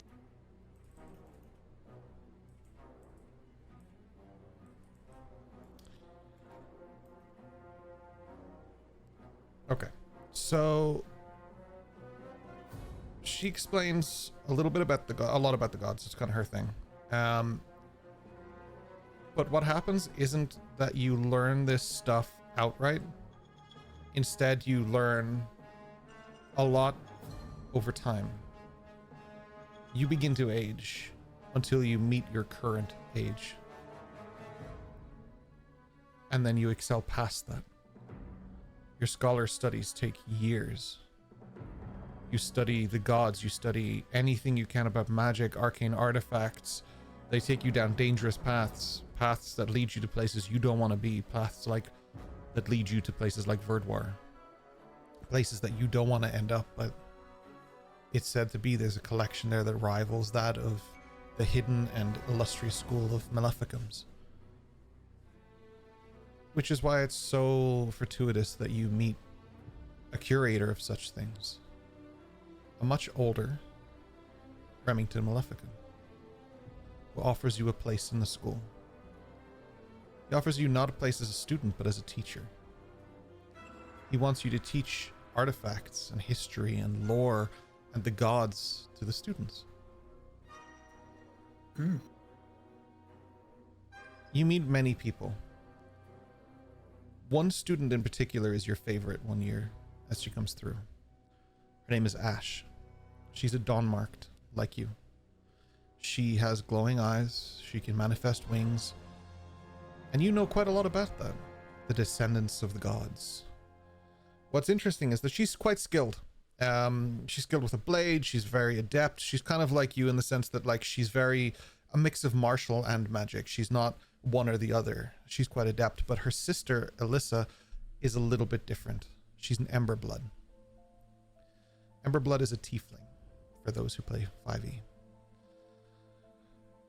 Before any kind of questions can be asked and before you can move on, the piece becomes a lie. A group that work with a god that you fear, known as the Unnamed One, they come knocking on the doors of Maleficum. They end up attacking the school, and both of those kids die. Along with a lot of the teachers. And in a final stand against this group, you yourself are struck down in your path. Your journey comes to an end. And your allies stand around you and watch as what was your incredible life that they experienced, because they experienced it in real time, comes to an end. And that's when you wake up in bed, a teenager. You reach down, put on your clothes, get dressed, and begin a new day. And you pick up the holy symbol, a golden sun disk, the symbol of Aureus. And you start your day as a guard in the city. What would you like to do? Before I answer, do I have any recollection of... You remember I have a everything. memory of course. Perfect. Cool. Thank You you. lived it like, so it felt like real time to you. That didn't feel like a quick flash, Yeah. like the way we're discussing it. That wasn't a 5-minute encounter. That was like a very long time. For you. You lived that, and it's that moment of Rick and Morty when Morty comes out of the VR machine. He's like, what happened? Like he lives his full life as Roy until he eventually dies as Roy or whatever. And like he lived a full life. When he takes it off, he's so jarred because he just lived like 60 years as some guy, right? So that's Some kind of guy? what you went through. No, that's a different guy. Yeah, perfect. Cool. With that, yeah, I'm getting ready for work. I get up, I'm going to report to work. I'm going to head up to the barracks and I'm going to do my day's work. I'm going to get in and see if I have any orders waiting for me.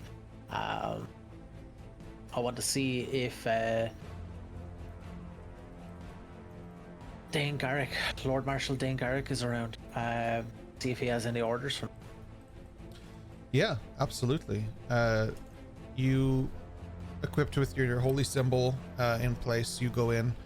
Lord Varric is there and he's giving out orders as always, and he puts you fortuitously in the district where your father works to keep his forge in that area safe, to make sure you're doing your patrols. Like, you're not super high up in the guard or anything like that. You get assigned to patrols, to routes, and yeah, today you get to hang out with your family. It's nice. And I'm sure nothing will happen to them because they've got plot armor for the hills, so it's fine. It's okay. Remove it. Perfect. Okay, so yeah, I'm patrolling around. Is there any events on, anything to note as to why we would be around the area, or is it just a normal standard kind of, we're just patrolling? Standard kind of day. Okay. Bog standard day. Are the guys with me at the moment, or are they all? Are If they they all choose to be. translucent? Yeah, if they choose to be, absolutely. Oh, and Adriana's watching intently. Yeah. I'm just honestly, I'm just going to be patrolling, just kind of doing the job, but I'm just looking around to see if there's anything that is like, if I'm trying to basically remember this day. I'm trying to remember, is there anything that I noticed that maybe has happened before? There's a day in particular that I finished my shift in the city, and I believe something happens. I'm trying to, of course, match up and remember if this is perhaps this day. For context, Eldrin, you're starting these days the same, both of them, but you pick up two different symbols and follow two different paths, but you're the same age. Yeah. So things don't always play out the way you remember them. For example, you didn't get murdered at Maleficum's, and you weren't a teacher there. Two shining examples of differences. Not yet, anyway. The campaign is young. It has time. But for now. Yeah. As you patrol through the city, it is a normal, beautiful, easygoing day. Nothing strange, nothing unusual. It's a beautiful day in Brixunder. The clouds are high in the sky, as they always are. Can't see the sun because it's Brixunder. But it's a nice day. Yeah. You assume it's a nice day. Feels nice.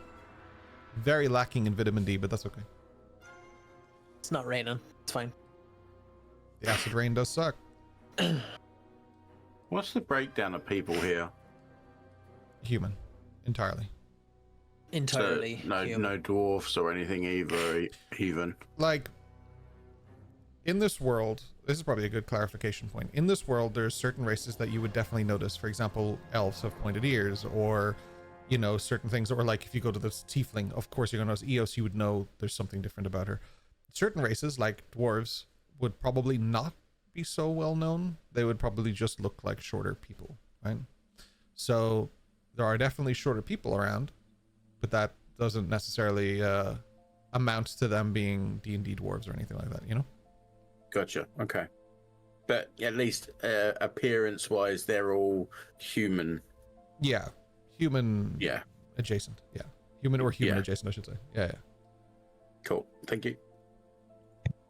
It's like apostrophes of human. Yeah. Aldrin, Yep. why didn't you marry the Emberblood girl? You had 45 years. Give or take. She was so nice. To be fair, the school does frown upon marrying students. Yeah.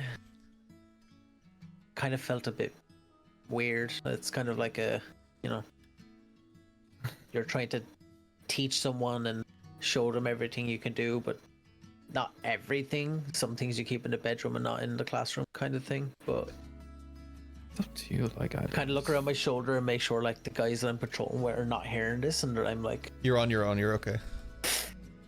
they've There walked are away. other people Cool. patrolling, but like you're like kind of different routes in the same area that intertwine with each other. It's not like A pack of us. you're not moving in a herd. Yeah.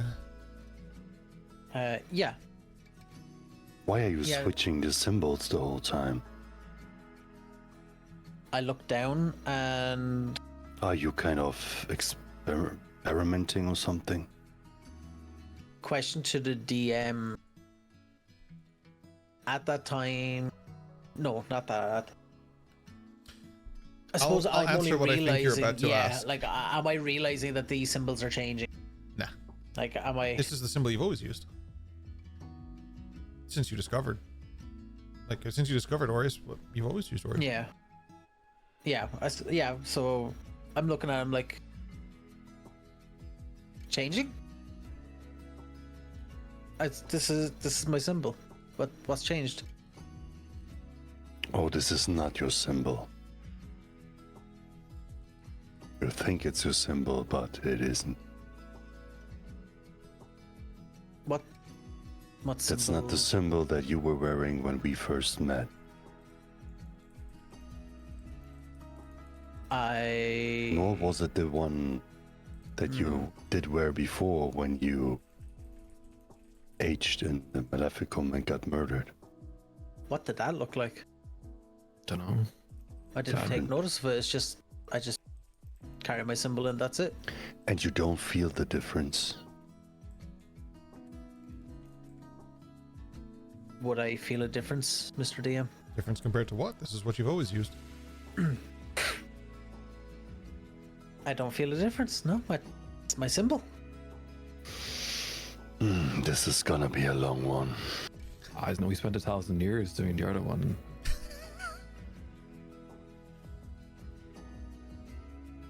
So this is home. This is me. This is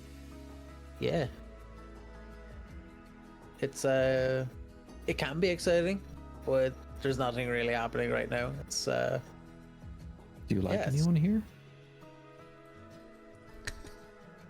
It's a really EOS question. in what way? Like yeah. I enjoy people's company, like the people I hang out with, like some of the guys that they're good sports. But you know, I work with them. Just I've So- seen a lot of sadness. I want to see some happiness. Where do you see the sadness? Did you miss the last 1,045 years, Eldrin?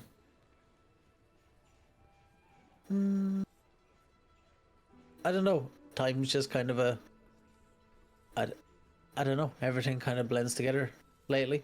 It's kind of weird. I'm kind of a little bit confused about a lot of things. You're wearing Well- the same socks. Yeah, I think so. Okay, good. I don't know. I kind of just, it's kind of like breeding. You kind of get up, get dressed, put your socks on, do things, and you don't realize you're doing it until like you think about it. You don't Like, I check don't which think- is left or which is right. Just throw them on. Do you have left and right socks? Of course. I put them in my Socks shoes are before I socks. go to bed, so I know which is which. I just put a fresh pair on. What are socks? So they make them out of, I think it's cotton or something, but they protect your feet from some of the cold inside of your shoes or sandals. They don't look like they're very good shoes. Oh yeah. But yeah, this is a big forge and everything, and I suppose kind of the whole town is a forge, really. Like it's kind of everywhere you go. What does your dad make? Everything. Kind of just what he does. It's everything, Mhm. really. Does He make made swords? he made obviously these. Yeah, I bet he could probably make a sword. I can't really go in now because I'm guard unless I kind of abandon my post, but that's not really great. Yeah, don't do that. Adrian, this is a dream, you know that, right?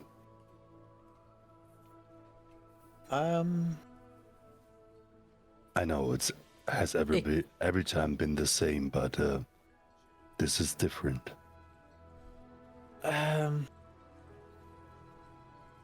It kind of doesn't feel like one. I don't know why. Like I'm in my uniform, like, and I was given the orders to work, and I just, Hatsu slaps him mid-face. do I feel it, or does he go through me? Yeah, of course. Yeah. Oh, damn. I'm like, what'd you do that for? Wake up. What am I supposed Yes, to sir. do? There's a reason why you live different lives in here, Eldrin. So just go to sleep and wake up and live differently? Or what am I to do? It's about the choices that you're gonna make. Okay. Knows? I just abandon my post. I'm just gonna walk away from the post Sure. and be like, fine, I'll live differently, and I'm gonna walk away from the post, and I'm gonna walk more north, as I would remember. Like More kind of north towards one of would the main be- city gates, right? Yes, correct. Yeah. I'm gonna just walk up that way, kind of pretend I'm patrolling that way. Okay. But I'm gonna walk towards the gate. Just You as I'm walking, I'm kind of going, this is this, and this is where we're heading. literally those explain stores to are the just guys. called this. That's what it says on top. as you walk around a corner, you suddenly bump into a group of people. They kind of knock you back for a second. Sorry. Oh, you're a guard here in this city? Yes, I am. I Very- want to. Very good. I want to eyeball them. Yeah, How they many? look shady as shit. You don't even need to make an inside check for that. They look shady as shit. They look young and like shaken and sweaty, and they're in robes that don't look normal. What's your business here? Leisure. We wanted to stop by here on the way to the lave, the hot springs. Where are you coming from? Oh, here and there. Are we in trouble for something? Did we do something, officer? No, but my job is to understand who is in the city and what their intentions are, where they're coming from, where they're going. Oh, we'll make our way to the gates this way. Are they going pointing towards the north gate? Yeah, but they were definitely walking away from it originally. Sure, that's just where I'm heading. Oh no, we can go by ourselves. There's no need to walk us there. We wouldn't want to take you off your route. We know how important a route is, right? Nope, that's fine. This is my route. Your route is from right here to that gate. It sure is. Right Oh, now. by Tempestus Beard, what good fortune! This is wonderful. They just look at each other. Make an insight check. I wouldn't happen to recognize any of these, would I? It's a Madriana. Imagine I just saw your message in chat. I'm so sorry. As I shared chat, I just saw your message. I'll answer both. So, what they're making in the forge from earlier, that's when you asked that question, is it? It appears to be, like it's not near completion, so it appears to be something like made with fine silvers and metals, very delicate and intricate, but like it has a lot of parts and a lot of people working on it to try and make it, so it's not quite clear what it is because it's spread apart into so many different divisions. Iron Man suit, gotcha. Airship. That would be way cooler than what I'm doing. I'm gonna change it. No, It's an Iron Man suit. separate parts. Yeah, I yeah. meant that Like it when he was in spreads the separate blueprint pieces down then- and it like, yeah. Yeah. Hell yeah. Great scene. Aldrin with a 12 on wisdom. He is. Did you say airship, Rory? Sorry, that just hit me in the head. No, not an airship. Oh wait, this is the book. Things can happen and it just doesn't have to mean anything. Sure, it's 10 airships. 12. It's probably a little late to clock that they're about to run away from you. Into the city, or They're about to spread apart and run in various different directions. okay. And by that I mean right this second. The second one of them goes within 5 feet of me, I'm stopping him. They separate, like there's 5 or 6 of them. They separate and just run in different directions. What are you gonna do? I'm gonna grab at least one of them. Sentinel feet. I'm Oh, stopping one of you them son of a bitch. with yeah. Okay. In the same way that I'll let Richard lean into his actor feat, I will definitely let you lean into this. You don't have to do a check. I'm gonna say that you clock it and you just stop them dead in their tracks as if you had made their movement go to 0, and then you catch a hold of them.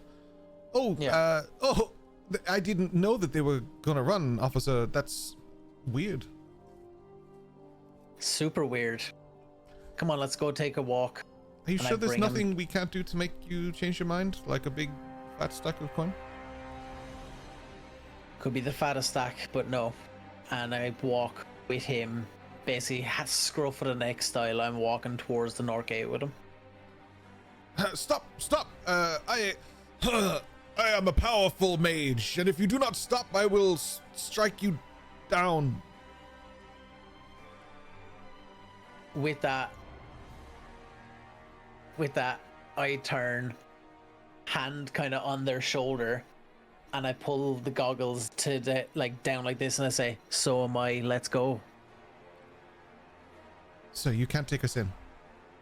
If you are who you say you are, we're here for the same reason. You have to help us. Stop Walking. It's your I stop obligation.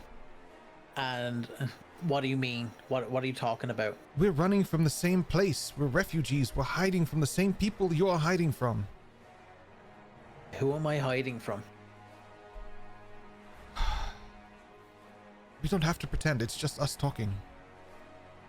Yeah, they move their hand over their eyes, and their eyes start to glow the same as yours, but like a more of a silvery color rather than a gold. So with that, I take my hand off. I'm a bit taken aback. Who are you? Where did you come from? We're running before they find us. There's not many of us. We can't afford to just be struck down and murdered and butchered in the name of something that isn't ours. But where did you come from? Different places. Some of us were locked away in Anvilthane. Some of us came from different towns. Rumors and legends tell people how to find us. People are very good at hunting us. You can't stay here. You're too close. People you I've love lived are here going to get all hurt. my life. How? How has nobody caught you?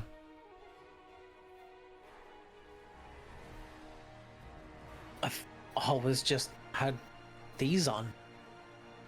Pretty easy to say that I can't see well. There's a loud explosion as part of the wall that surrounds Bricksunder is shook and brick goes flying up into the air. Large chunks of stone land next to you in the ground. People are screaming. Smoke and fire is seen behind the buildings. They're here.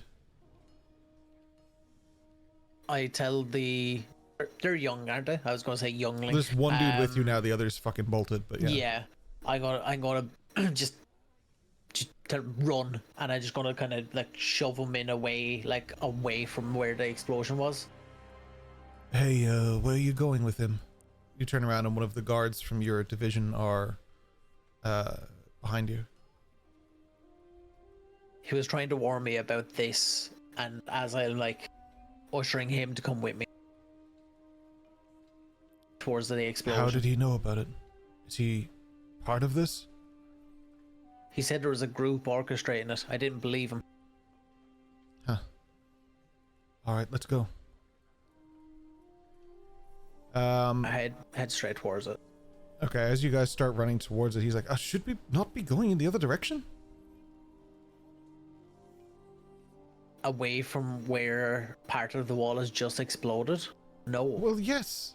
Away from where the big explosion was. What if someone's breaking into the city and trying to take siege of the city? They are here for you. This is a guard saying this to me, right? No, that's the young dude you have in your hand who's saying this. The other guard is like following you, but he's behind you.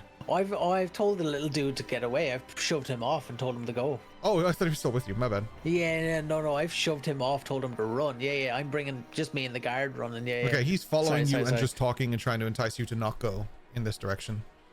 He's trying to save you, effectively. He'd still be a part of this in some way.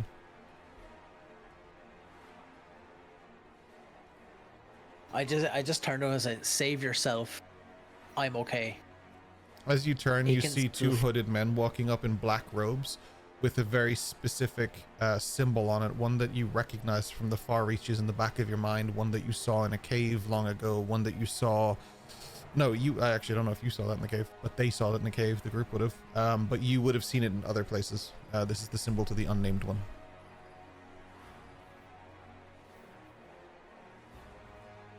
How far away are they? They're approaching about 20 feet. Okay.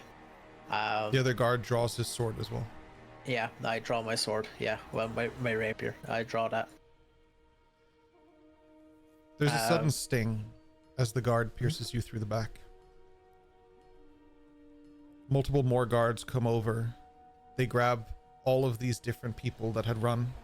They bring them down and put them on their knees. And one by one, they take care of them. The people in robes drag the bodies away, and one of the last things you see as you fade is your body also being dragged. And you hear them saying, "I didn't even know he was one of them," as one of the guards looks down at you. Your eyes close, things fade, and you wake up in your bed. Good morning. Everything as it was. I wake up, get dressed, unknowingly Sure. just throw on my socks, pick up my symbol. Yep, the symbol Which one of is the left? you pick The up. left sock. Thank you, Auntie. Which one's the left one? Which one? Aldrin, come on, pay attention. Which one is the left sock? Well, it's on my left foot, but I just take it out of the drawer and just throw it on. I don't. Do you Yeah, really like count your which holy sock is symbol, right?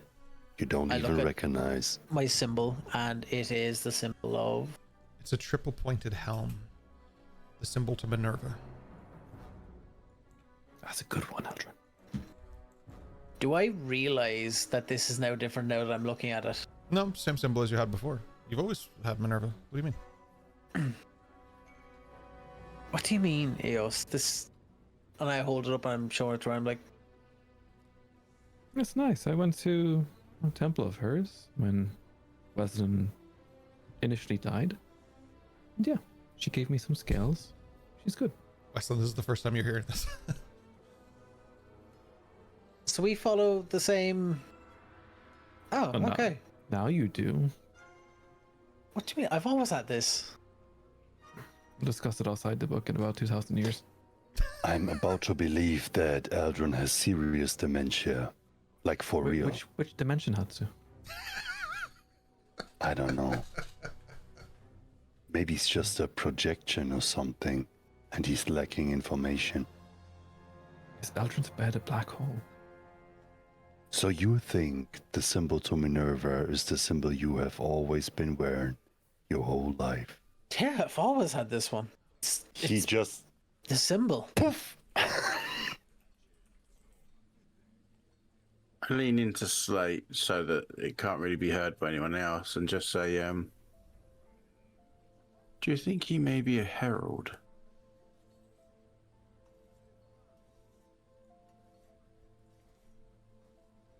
Feel like I'm not the one to ask anything of right now. I don't know what I believe. Not just the fact that he can't settle on one god. Maybe he's here for all of them.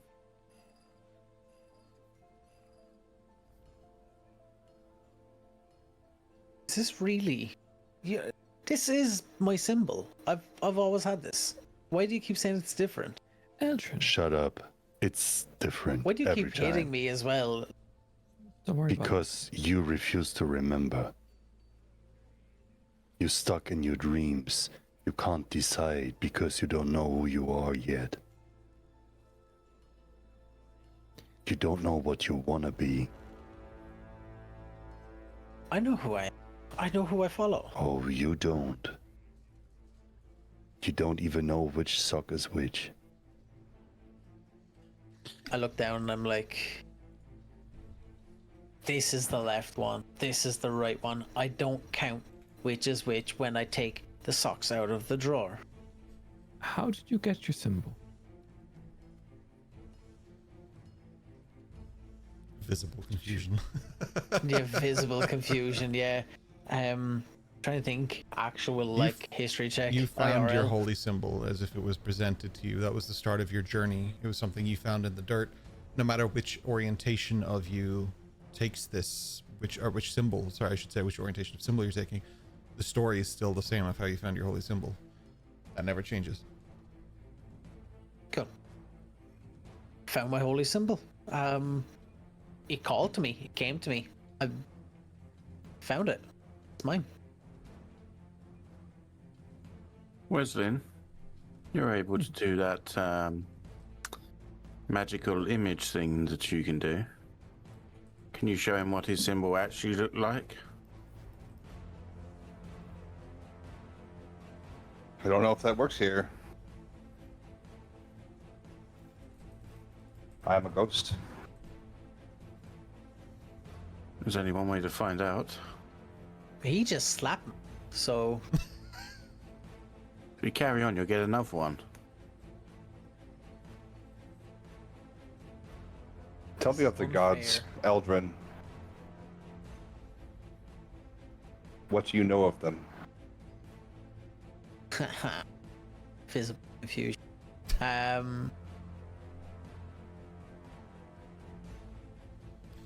He goes on to explain, because I don't want to throw Kyle under the bus, as fun as that would be. He goes on to explain that there are several gods, Tempestus and Minerva, the mother and father. Then there is Cobras, Arius and Aureus, who are the twins, and then the unnamed one. They all represent different types of magic. For example, Tempestus, because he's more powerful, he represents 2, so does Minerva. He represents evocation, transmutation, and things like that, whereas Minerva represents divination and dunamancy, which is why her worshippers tend to have visions and thoughts of dreams and things like that bring things together, whereas Tempestus is more manifestation of the things that you want. Also, the twins, for example, Arius, their domain is illusion, whereas Aureus is the abjuration god. Cobras is then conjuration, and the unnamed one then would be necromancy. Something that's thought to be both good and evil. It's not something that's widely feared in this world, but it is something that in general by magic users is respected in a different way.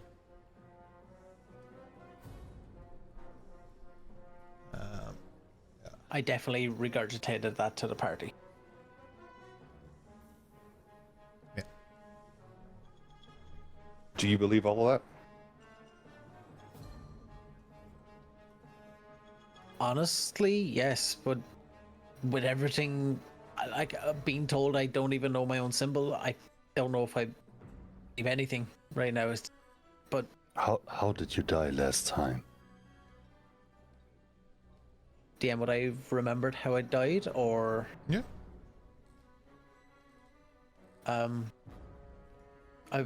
With the guards and everything. I was see, I was here and I went to work. I was murdered. By who? Wait, I was murdered by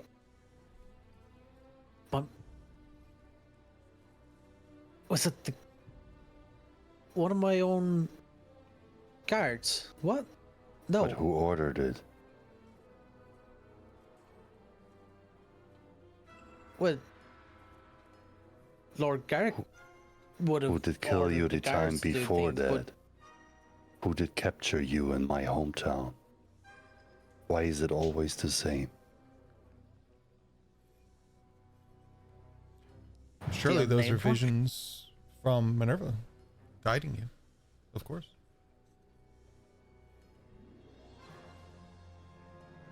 Yeah, maybe I'm being guided. I don't know.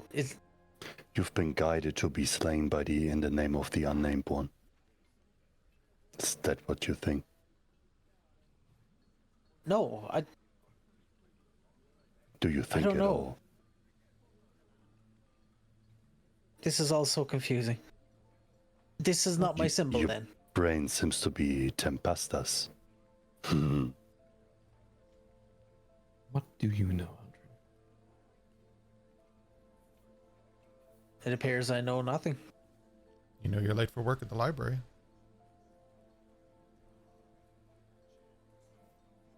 I gotta go. I just run out the door and don't even get breakfast. And I to the library. I run to see Mom. She's definitely at the library. She would be, yeah. You live a modest life. You walk into the library where you work. You're no soldier, nor a king, nor a god. Not like that at all. You live a simple life, one of peace. Your parents do come in to visit, both of them. Anya and Wilhelm both come to visit. They're your biggest supporters. And they're very, very happy to see you.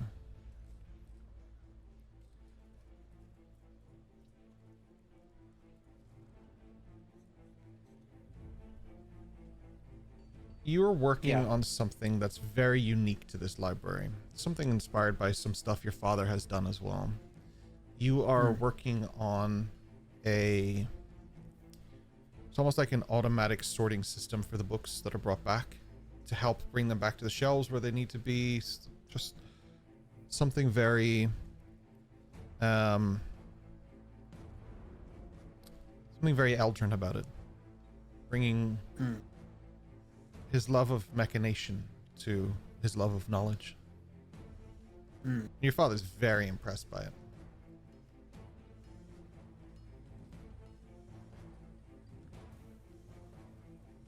Yeah, so I'm gonna like explain to him like all these things, but to him it's like the discovery of how to put in a battery into your remote controls correctly. So Yeah. like he's like, oh yeah, that's great, well done. But to me, I'm like, and this, Yeah. I'm doing this and this. He's like, yeah, cool. But yeah, I'm very proud of it. And They are too. yeah. I tried to demonstrate to show him it in action. But I don't know if it's actually going to do it correctly because it's not had its full test yet. So I'll go to demonstrate. It does. So At first, it certainly does. It starts to stall next to one of the main windows that you would see where, like, the main street is. But of course, you see something else outside. You see a group of hooded people gathering outside. They're holding what seems to be some sort of Molotov cocktail, and before you can do anything, windows are breaking, fire is spreading. Your first thought is to get your family to safety. You try and lead them out, but you can't find them in the smoke, in the haze, the disorientation.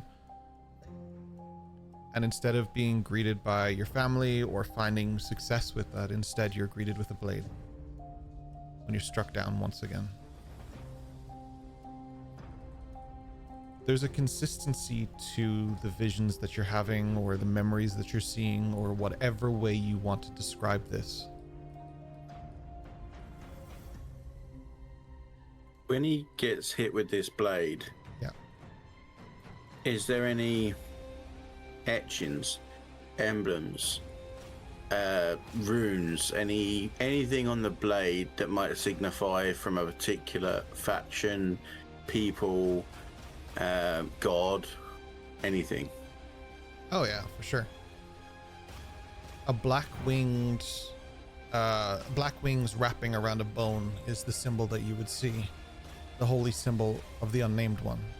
Once again, present.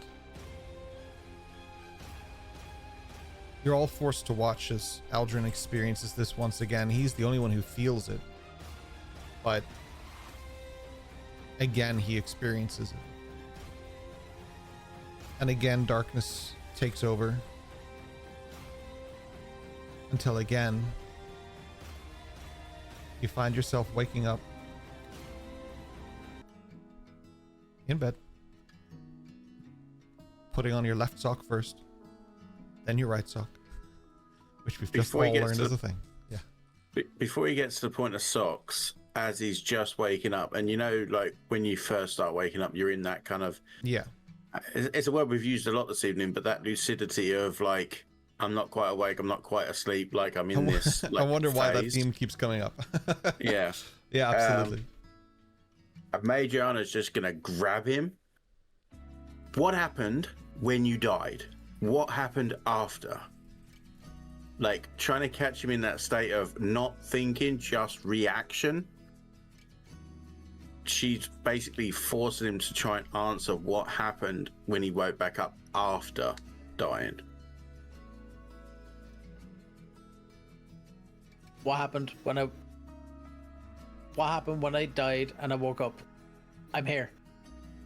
What? Not this time, last time. The final time. What happened? I was in the library. I was stabbed. I was killed in the library. I don't mean last time here with us now. I mean when it happened originally. What happened? You got stabbed. Fine. What happened when you woke? Where were you? What happened?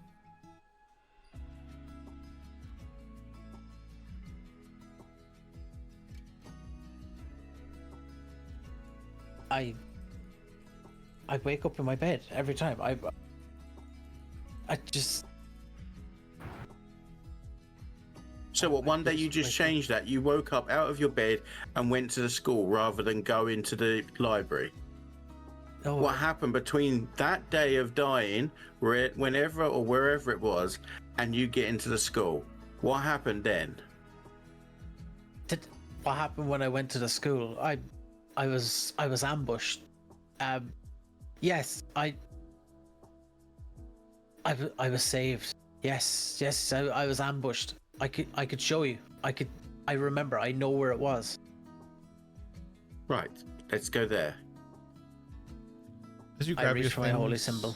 Yeah, of course you do. And as you grab your things and run out the door, you suddenly stop as something overwhelms you. Eldrin, you keep dying not because of like repeating these tasks or whatever. You keep dying because you're weak, but not anymore. As you grab the symbol of Cobras, the Crimson Serpent, you equip it, and instead of seeing a world where you repeatedly try and protect it as a guard or learn from it as a scholar, no, this one you rule over. Your magic rends the sky, the city bends a knee to you. Your power is unmatched, Eldrin. All the Dunmarked are saved, and you did it. The city lives in fear, reverence, but not love. And as you look into the mirror, you have these slight scales on your skin, you have fangs in your mouth. And as you leave, you look over your new captives, people in robes, or begging for freedom. And you enjoy it.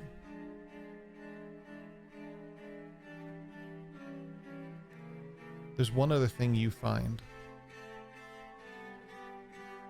Remnants of people you've defeated, trophies, mounted upon a wall in your keep.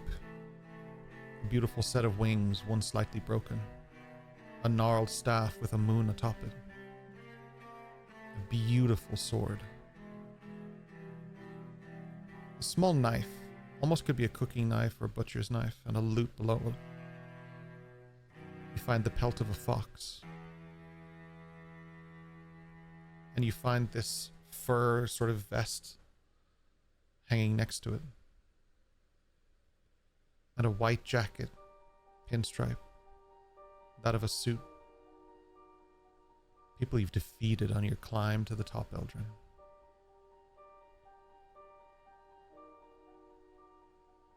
You also see a large set of purple robes, and that seems to be the big one. Someone who tried to stop you, someone immensely powerful, but even they pale in comparison to Eldrin.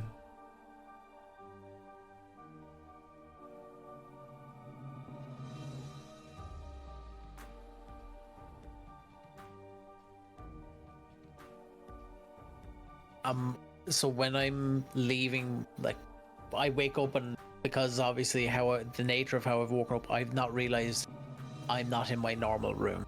It probably is a lot more lavish and extravagant compared to the normal room I would woke up in.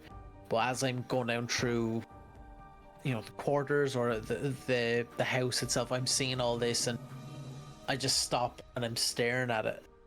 And I eventually get outside and the realization has hit me of this. Mm-hmm. And all the guys are still there with me, I'm assuming. Yeah. And I can see that the items that are on the wall and everything are theirs. Probably, yeah. How you feel about that is up to you, though. So if I have my symbol in my hand, whatever I have in my hand at that point, I just drop everything. I'm just shook. the realization of me probably after killing everybody is just shook to my core.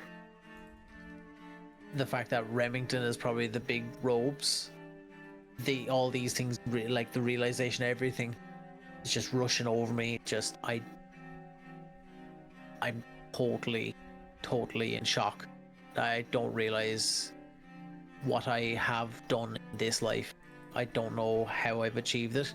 All I know is that I have done monstrously horrible things to achieve what I have achieved.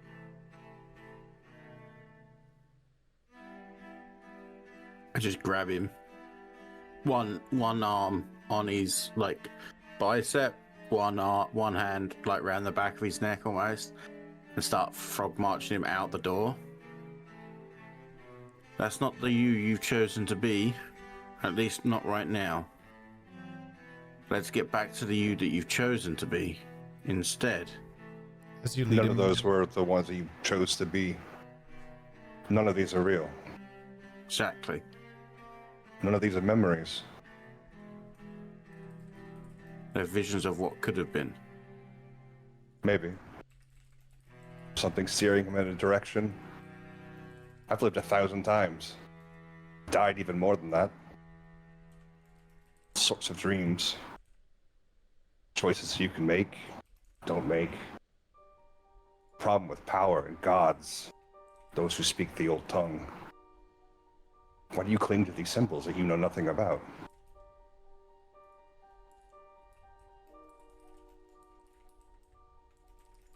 What symbol is this? Who is this? It's no one good. That's all you need to know. I want to drop the symbol and leave it on the floor. you'll watch it hit the ground and it ting ting ting ting ting, but then it's suddenly in your hand again. Just like staring, and I'm. As you're The realization is like I'm not. This isn't real. I'm convincing myself. I'm like, this is a dream. This is a dream. As you view off into the distance, it's not even Bricksunder that you're in anymore. Smog covers the sky, the sound of anvils tinking away, those cells still there. But you are standing inside Notoshi, or what remains of it. Just one more place you conquered on a long path you've taken. Really, her making enemies aren't.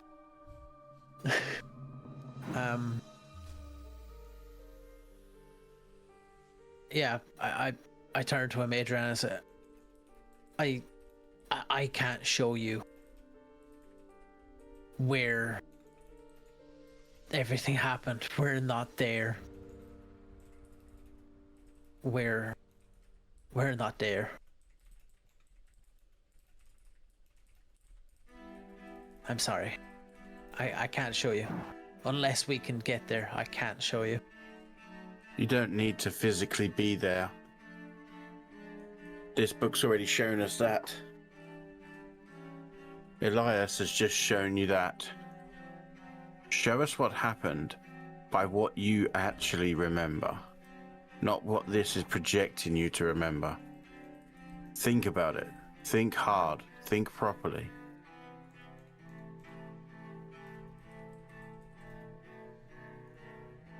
When she says that, I want to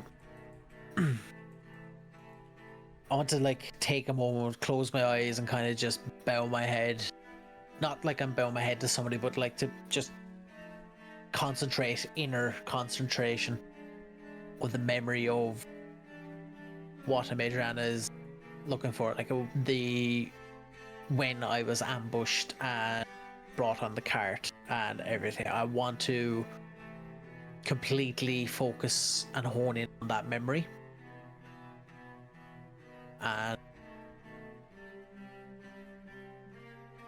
I guess the best way to explain it is, as I'm focusing on this, I open my eyes as if I'm visibly seeing that in front of me. You open your eyes and what you see is not anything different from the location that you were in, but you see groups of people, pitchforks, fire, a mob, a revolution.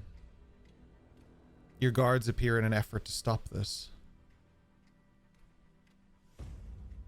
But then you feel a blade. This time not that of the unnamed one.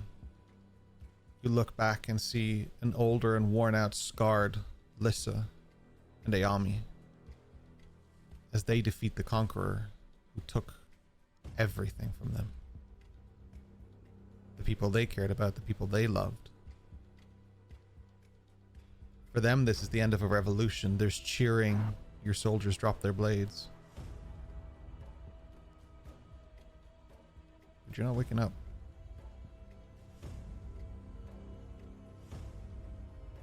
You think hard. You just want to be back in Bricksunder. You want everything to be okay.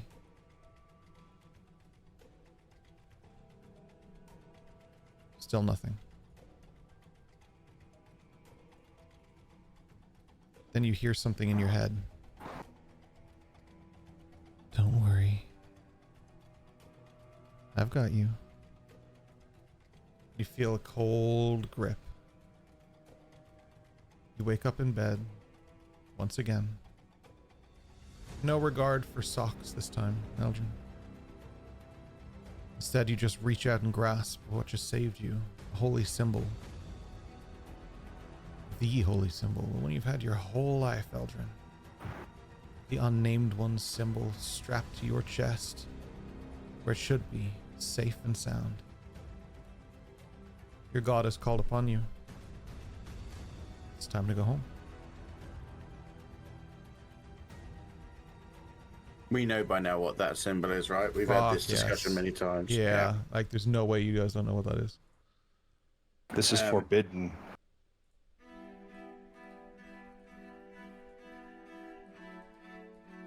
It is forbidden. What is forbidden? That. It's my symbol. It's mine. What deal did you make, Eldrin?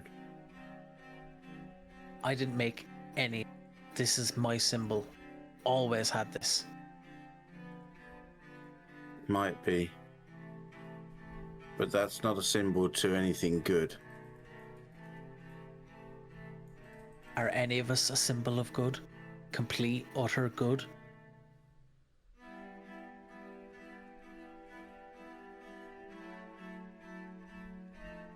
No, but we're also not a symbol of death over all things.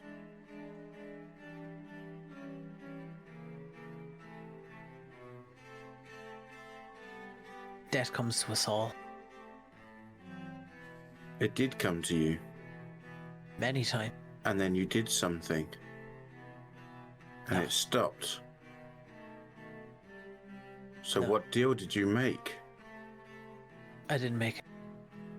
Not one that I coherently remember. No, I wouldn't. I know I wouldn't. To remember an oath for it to be an oath. And an oath you cannot break.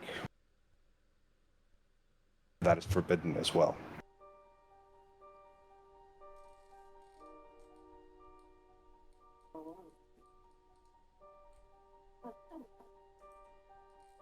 Question to the DM. Is there any chance I can remember making any deals, oaths, promises, anything at all? Not especially, but usually things like this don't come to people who don't bargain. This particular kind of god, though nothing is known about them necessarily, pages wiped from history. It's a little strange to just be given a gift. It's not usually how this sort of thing works. The voice that spoke to me Mhm. told me that they had me, they got me. This is a woman, I'm assuming, correct?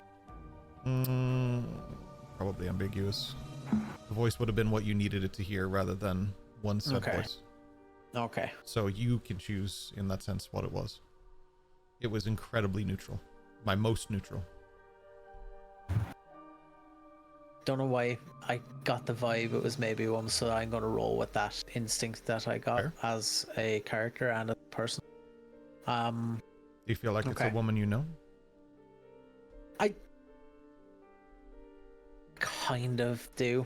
Like, a gut instinct is me as a character and player. I feel like it may have been a familiar voice, but again, as your guidance is, may have been someone, or that I maybe felt I needed to hear, or it may have been just them acting in a voice of someone I know. Perhaps one or the other. Sure. Yeah. With where I am now, I'm back. I'm in Bricks Under, correct? You're in your room. Or okay.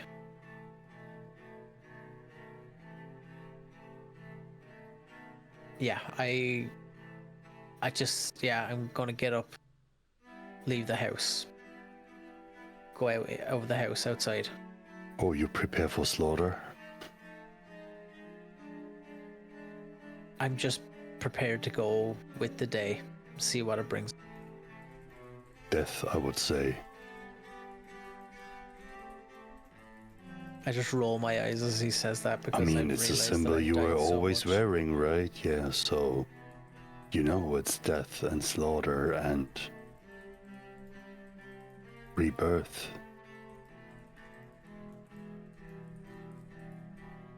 Maybe What if you kill them first? What if I you kill need to know yourself? where they're coming from. I don't know if it works that way. I don't. I mean, you come back every time, right? Why not try? Doesn't work. Tried that. But you could leave that behind. Take it off and put it down. And never think of it again. I take it off. I hold it out. And I drop it. It I leave my lands- hands up like this. It lands in the ash-covered brick pavement that is lining the city. It lands with a very heavy weight to it, far heavier than you would assume for such a small trinket. And it remains in the ash. Just Now walk away. flavor that for a moment. I can only think of that as in Lord of the Rings when the one ring Yeah, drops and it just yeah, Just- hits the floor. That's all I can think of. yeah. I'm probably I'm half channeling that. I expecting did just this watch Lord of the Rings. to. I'm waiting for it to kind of. That's why I was like holding up my hands. I'm waiting for it to almost half appear, and when it doesn't, I just look down at it, and I'm like, It sits there, and the ash sprinkles upon it, almost masking it to the ground. But it is still there. Walk away from it. I walk towards Wesley. Like I walk away from it. I like walk Okay. towards him, and as I realize I'm a few feet away, I just drop my hands, and I'm like, oh, okay, there it is. It's gone. Denounce Now him. what? What? Denounce him as your god. He, I hold my hands back up again. I denounce you as my god. I denounce him as my god. I look at the symbol and say, I denounce you as my god. I don't want you. I denounce you.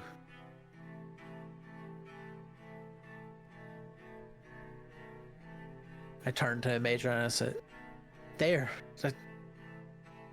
Is that how that's done? I don't know. You're the religious type. I'm not. I just figured, why not? It's worth a shot. You're right. I don't just follow someone just to leave them. If I believe in a god or believe in someone, I follow them till the end. Yeah, but believing in them because they've forced your will is different to believing in a god because you want to. just seems so much more complicated than it is. That's just my symbol I've always had. By the looks of it, everything is complicated with you.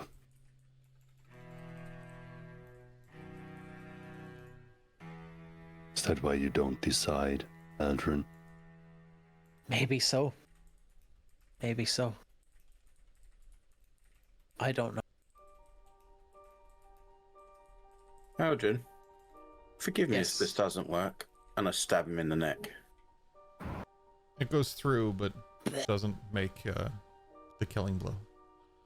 But this time, as I'm opposed just to it dying. being transparent or anything, it's almost like there's a black void that appears and the sword goes through it. Oh. So, you made a deal with a dirty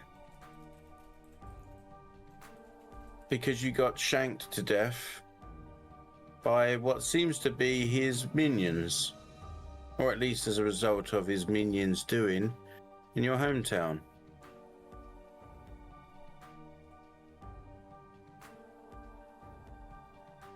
They've always come into this town. They've always tried to search. This is how I ended up in the school from the town. I can show you. But I don't think it's going to happen the same way. Don't think it's going to work out the same way. Tell us what happened in reverse. The day you started at the school, how did you get there? I woke up in the bed.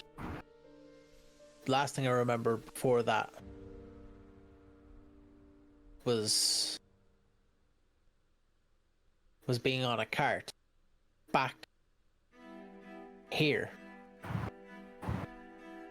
I lost consciousness. I was ambushed and I was saved, but yeah, they were bringing me somewhere. The hooded guys were bringing me off. I was on a horse and cart. Can't even remember if I was the only one there. I remember that they caught me in the city. I was ambushed in the city, knocked out, and that's it. I was ambushed in the city. To play it out, I was finished my shift as a guard, walking home, was followed. They chased me, and then I was ambushed. I'm going to manifest this this scene, the scene that I witnessed in his dream, Mm-hmm. as it plays out. Mm-hmm. And the one thing that Eldrin did not see that I did is Vathros standing at the side and watching.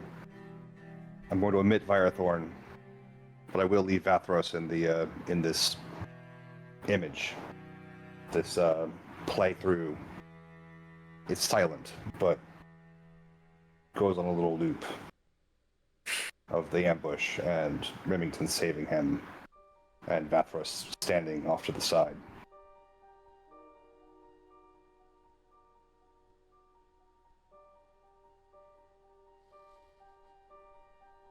Does this start playing it? Are we witnessing this now then? You're watching what Weslyn is showing you, but it's more like an image within. It's like almost like watching a TV. You're watching what he is projecting to you, Yeah. rather than you guys are enveloped in that memory. Yeah. His power, quite useful. Like your power, Weslyn, quite useful in dreams. Here it's a little bit different, so it manifests a little differently, but it's still manifesting. Wasn't sure if it would, but giving it a good college try. Are we Good able to scholarly see try. Vathros? Yeah, you guys can see what he saw. Yeah, for sure. So I'm like, this is what happened. You see Remington's there, and then I realize I see Vathros. I'm like, what's that? I think that's the one who wishes for you to have that symbol. It means to an end. Tool. What you call me? Hammer. One perhaps used at a forge.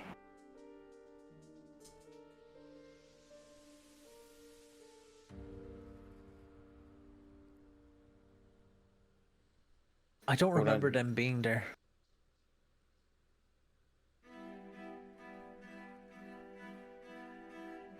I saw them after you awoke. They were there.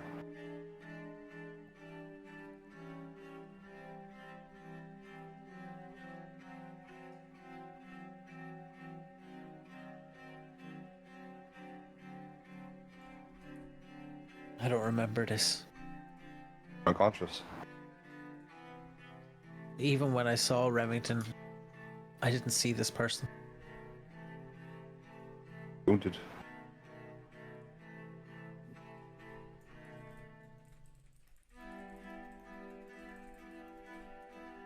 So And I you're believe saying you're being manipulated. this is what you believe is what's doing this to me. Who is I have- this? Whatever it is they are. Does it matter? Yes, they're clearly after.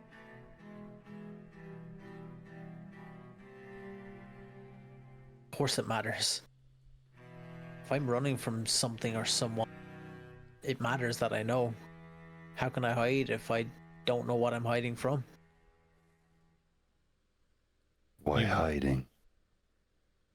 When you say that there's a shimmer from the symbol buried beneath the ash on the street. Sorry, that's too good. Why do you think your destiny is to hide away? You were chosen. You're a vessel. It's your decision to make for whom you might be a vessel, for which identity you wanna follow. Isn't that the same?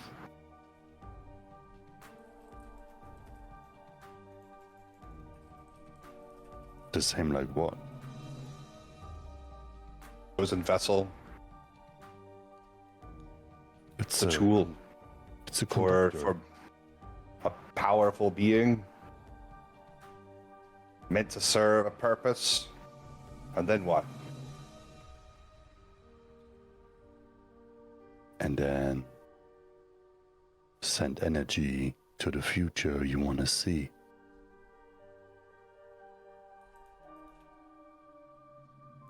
In that regard, we all vessels, Weslyn.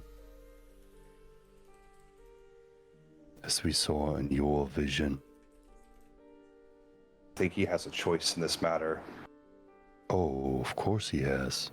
But he hasn't decided yet. That's why they're always coming for him.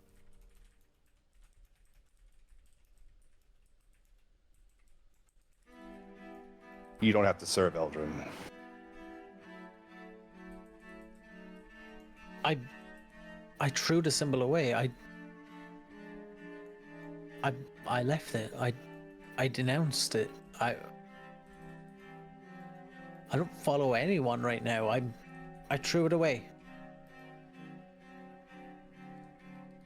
Now precisely you followed Adriana.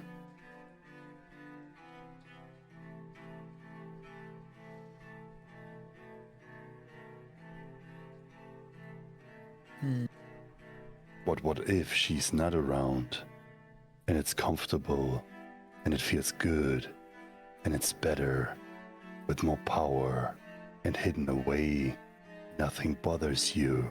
Everything gets slain and comes close to you. How would you decide?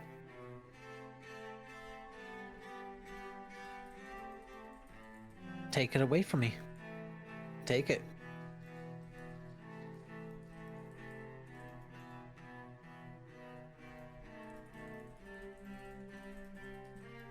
Keep it away from temptation. Keep it out of reach. Hide it. Destroy it.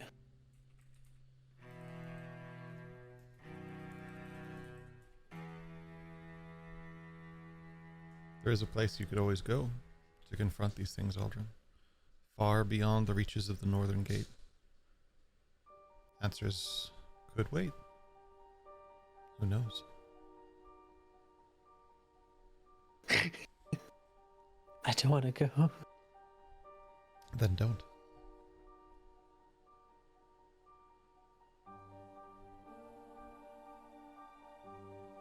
I have to.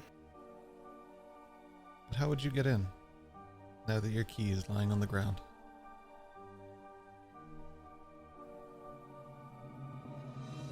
Thoughts just running through your mind, Eldrin.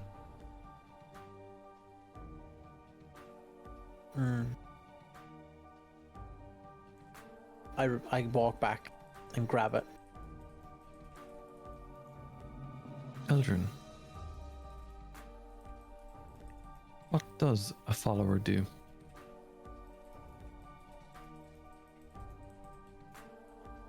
What any follower would do. Follow the word of your god and follow what they would want you to do, and you serve them. Yeah. Is that not a slave? No, it's a follower. Are you a slave to your master? No, I have no master. I'm not a slave. Does the fisherman follow the fish, or does he wait? He waits, and yeah, he waits. Do you seek knowledge to learn? Yeah, always. Then why not just learn? Why follow?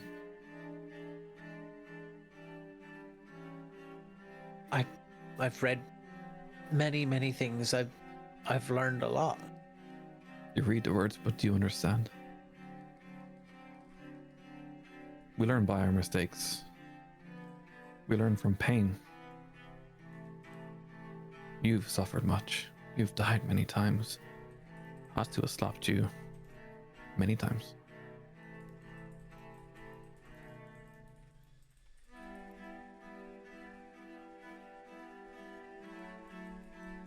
A puzzle teaches you patience.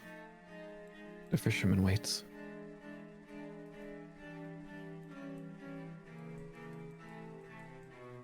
I saw my dad die numerous times. And thanks to our friends, our loved ones, we waited till the moment.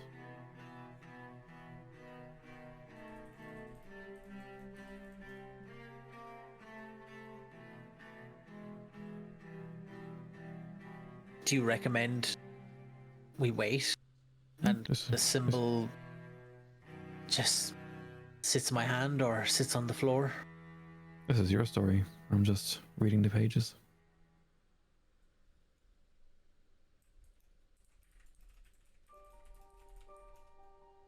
I need to go north. I want to go north.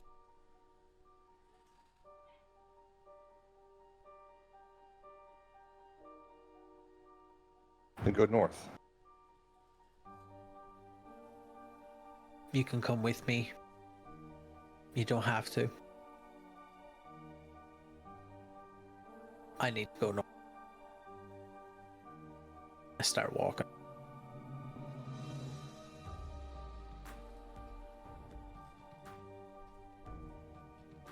You guys join?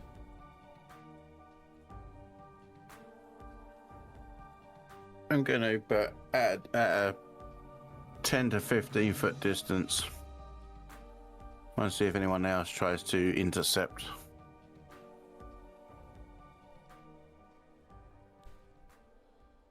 You leave the confines of Bricksunder and into the night. walking through herbs. It's a long journey. But eventually you see it. A place where it's hard to explain, but it might be the last living remnant of magic in this world. True magic. The building itself stands tall, but large concrete blocks or bricks or whatever way you want to put it. Large stone objects float around this building, and surges of almost pure magical energy penetrate the very air itself as you approach the gate of Anvilthane. The gate itself, like a locked crypt, has a shape within it. The key is in your hand, Eldrin.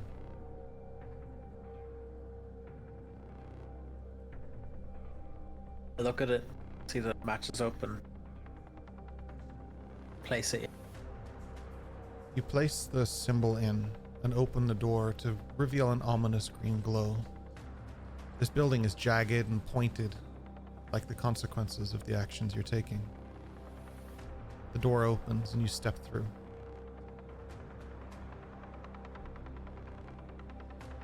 Time moves a little quicker from here. You go inside Anvilthane and things click back into place. You join the order, and you find yourself over time hunting down those with the power needed to complete a dangerous task. You do it without remorse.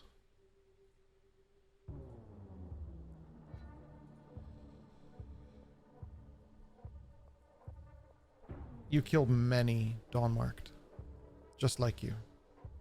You find it very easy to find them. One after another,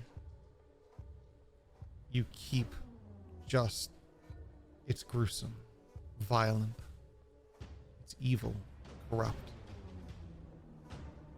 Pretty close to the end of your mission. That's when people start to question things, like why you never take your goggles off, for example. Until eventually it is, of course, revealed who you are. And you are the final sacrifice needed to complete this task.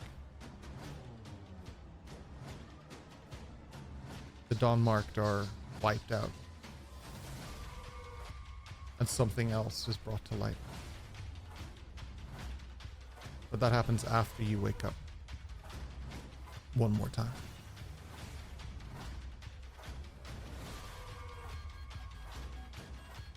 You wake up in a panic, in a sweat. It's hard to focus, it's hard to think. But then you smell it, then you feel it. Nothingness. You're home. Everything is okay. You look down and see the familiar symbol of Tempestus. The golden symbol that you then attach to your armor. When you put your right foot into your left sock and your left sock into your right foot. Hell yeah. You walk down a tunnel, and this tunnel shows the life you would live. A normal life. Growing up in the forge, hearing the anvils, the metals, everything right up to your kidnapping, the escape. But there is no task, no prophecy, no trial. Just life. You walk through your memory as if it were a tunnel showing the hardships, but also the near misses. You see the things that would have been had you chosen different paths. The times you could have been something else but weren't. As if this is what you were chosen for. The only time you ever escaped them was now. You look further and it gets brighter and brighter, and in the middle of all this light is a symbol, the one of Tempestus. It flickers occasionally to the unnamed one, showing the ominous duality and conflict within your mind. But because it keeps flicking back to Tempestus, it also symbolizes the resolve that you are coming across. A journey that was forced to be taken, but one that was needed. The vision itself slowly ends, and you find yourselves elsewhere. In a marble room, atop a tower. But this time, no Stella Maleficum. No Vathros. No emissaries of Paragon. Instead, you find yourself all standing there, not translucent, not transparent. You find yourselves standing there. In this moment, right now, where you all need to be. The only one missing is Dash. You stand in the broken visions of this archive. It's a hall where you watch all these false endings play out. Crystal domes before you with memories, with visions, with opportunities, with guidance, with everything you could or would need. Realistically, it boils down to these three questions. What if I had never left? What if they loved me back? And what if we stopped running?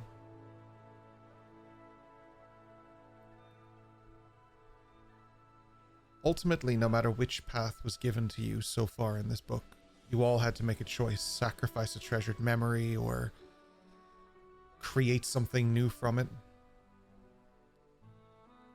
or let people in a way that you didn't always realize that you could, in a way that's easier for you to do now. Things have changed.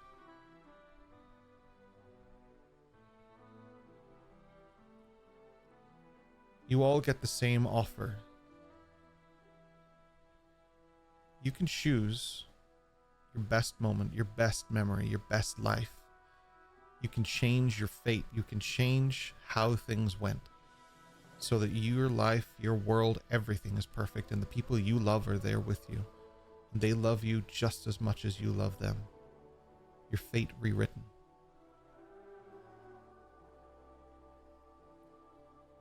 If you choose this path, it will be granted to you.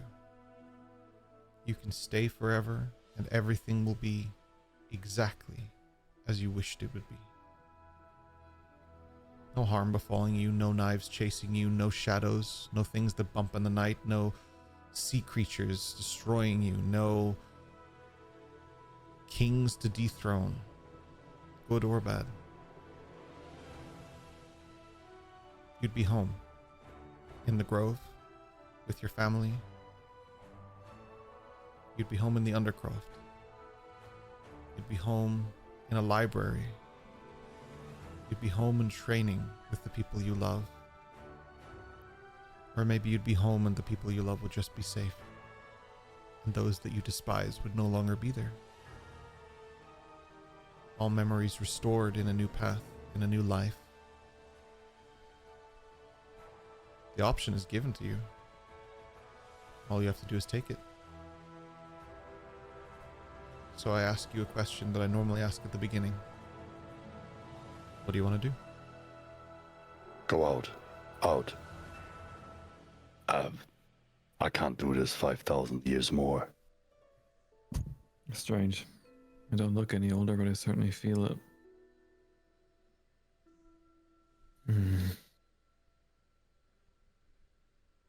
Yeah. I don't like this book anymore. Elgin, we came in together. We leave together. Come with us. Okay. As I say that though, I just fall to my knees. I'm just exhausted, like, mentally. Everything's just taking a toll on me. I'm just... Okay. Yeah. I just put my head down. I'll get down like on kind of one knee thing, sort of thing next to him, wrap his arm around my shoulder, and then using my wings just kind of push us both up. Okay. You helped me stand when I fell. Allow me to do the same. And I start leading him out. Just a quick look back just to make sure everyone's coming.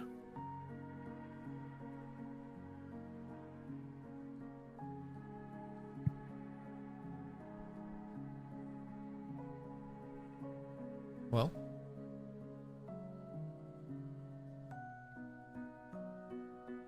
you all walk towards the exit. A beautiful golden door, stunning inlays and a real finish to it. It's one of the most beautiful things you've probably ever seen, but due to exhaustion, it's really hard to take it in for all it's worth. But there's a sign. The key to this door is not a passageway of what you've already gone through. Instead, it's something you have to go through. Each of you must sacrifice one treasured memory. And I would like to know what memory you're surrendering as you walk through this door. You can take a moment and think about it. But it can't be a hard memory. It can't be something you hate to think about. It has to be something of value that this book can hold on to and retain. Hatsu thinks for a moment. And he want to give something, but not something that is too high of value. So he gives his memory about the taste and the smell of his mother's bread. Oh, that's good. You will still remember Even the I'm bread. cut up by that one. Jesus. That's rough. You will still remember the bread. You just won't remember what it smells or tastes like. With that goes a very familiar smell of your family home. My cat came in to scream at me about it. She's very upset. Yeah, that'll work.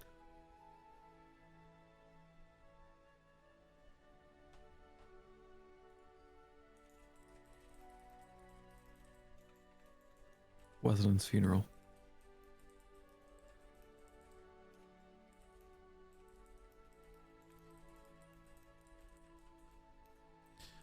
What is the significance of that to you that would make it less of a traumatic memory and more of a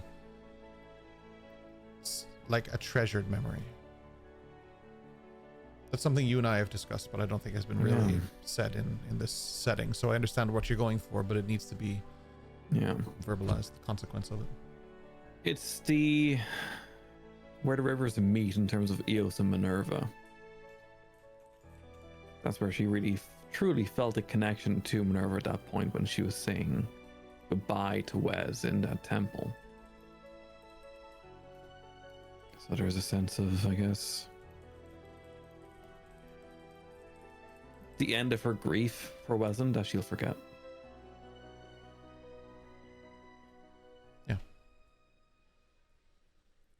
A second light ignites around the door, which is obviously before that first one was ignited. I completely forgot to mention that because Busy threw me completely with that. As the memory is accepted, there is a little ignition to symbolize that it has been accepted.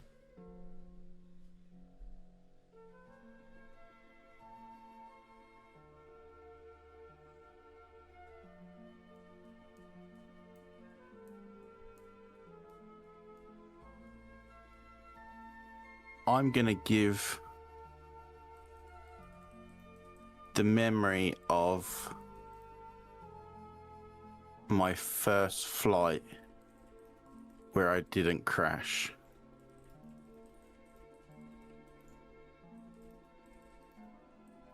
I can imagine that representing a lot, like the first time you were truly free.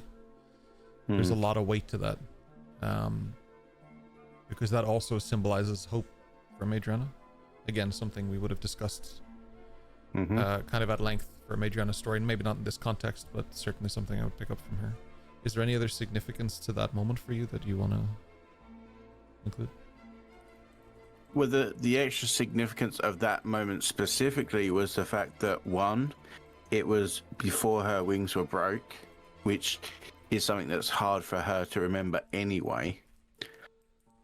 also, on top of that, it would have been the first time of being out of her father's clutch.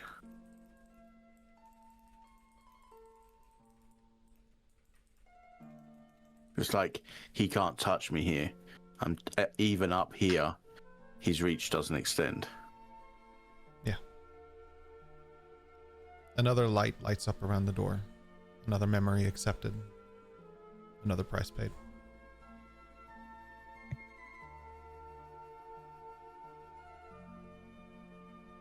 There are 3 lights left. For Slate, there's so much we know he doesn't remember. So much he's just remembered.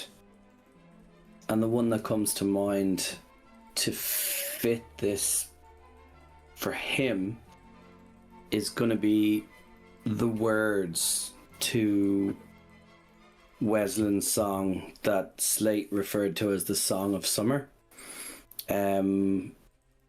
As a musician, you know, I feel like I'd remember the chords, but just not exactly the words. So I want to give the words, because the words tell the story of summer, and summer is all about vibrancy, life, coming together, etc. And it's before the winter, before the darkness, before the cold, etc., etc. So it's all about hope. So what I'm giving is the feeling of hope in the lyrics from that Song of the Summer that I once learned. So I'm going to try and remember the song as in the chords, but I won't remember any of the lyrics, if that makes sense.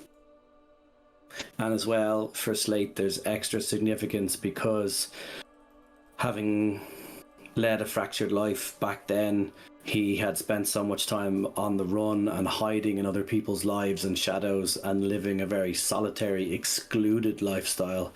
And he started on the fringes, always standing around, being present, but hiding in plain sight. And having that moment with Weslyn and building up to that, the camaraderie, the little shared moments, the sharing of a beer, etc. That was the beginning of a crack in the facade and a beginning of a softening to others. So for him, it was a huge pivotal moment. So again, it signifies hope, but in a different perspective. Not only a crack in the facade, but I would dare say the first time you really saw a glimpse of Elias Holt without knowing what you were looking at too. Yep. Yeah, a light lights up.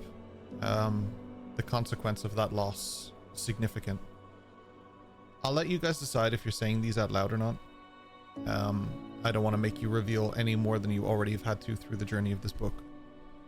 But there is such significance and weight to it that one more moment shared between each other, even though it's forgotten and lost by you once you reach the outside of this book, it's one more shared moment, and that part you would remember, even though none of you would remember what it is that was a price you paid to begin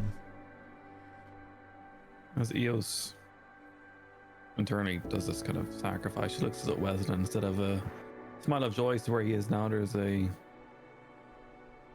sense of loss behind her eyes, and she goes from a normal purple down to her grey undercroft skin. The shine is gone. Yeah. 2 lights remain. I think for Eldrin, there's 2 memories that I'm torn between, but I think I'm going to go with the memory of when Eldrin and Amadriana fought. And there was a moment when the moment where Eldrin could have tried to hit Amadriana, but showed not the same mercy, but showed that he wasn't there to hurt or harm. He was there to, yes, show what he could do, but show compassion and love and show support. And he showed that he wasn't just an awkward person, that he was capable of more, and truly showed what he could do in front of everybody. And there was a moment that he even himself wasn't fully aware that he could do certain things. Just when Ryan said about Adriana taking flight, I was like, oh no. But that, for Eldra, is a massive thing. I think that people question Eldra days on end afterwards, asking about him flying. But the moment of realization that what he truly could do and how much value he had to the gang, that moment, that whole memory, that's what he would like to sacrifice. Yeah. The first moment you felt like you demonstrated your capabilities to a group or to people, that's an important moment to let go of in something like this, because that shaped your entire interactions with the group. It gave you a confidence, and a well-earned confidence within them, that will have knock-on effects for you, I'm sure. Yeah. One more light ignites.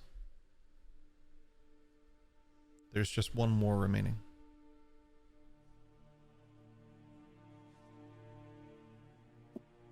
It is unfair.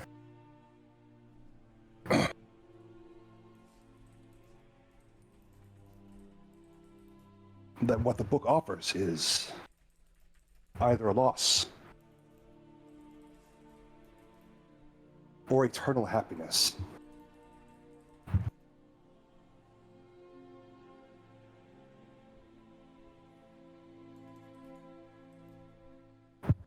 But he knows that they are safe. And most likely they are gone already, because it has been a long time.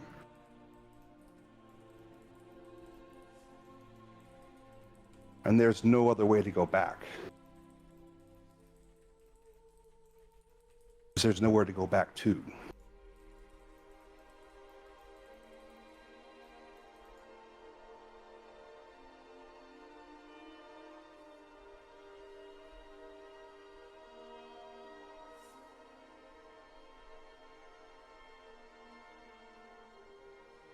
He had once lost their faces, and it was a gift to see them again.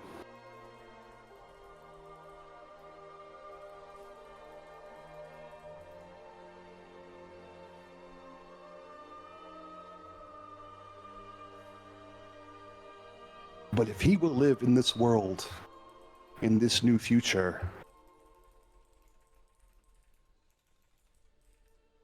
then they need to stay here.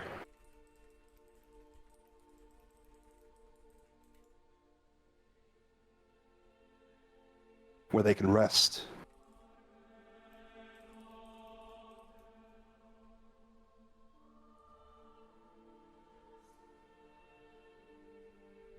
So he'll give back their faces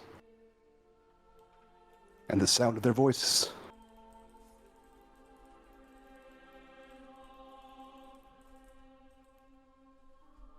He will face a new future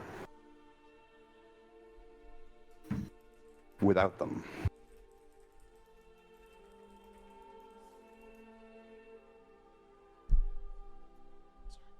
That is what he gives.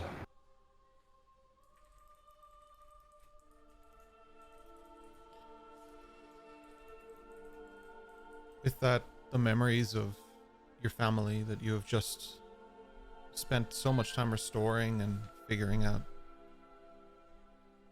are removed from you, but not the weight of the burden of finding them, of figuring things out. Instead, the glimmer of hope that you ever will.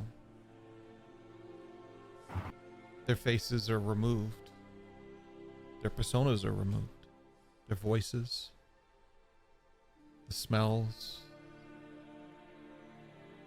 the space that they were once in is all part of this, is all baked into this. And like a house that someone is moving out of, suddenly treasured memories are packed away until what remains is a shell. You hang on to the shell. But those things remain packed away here. Those boxes live here.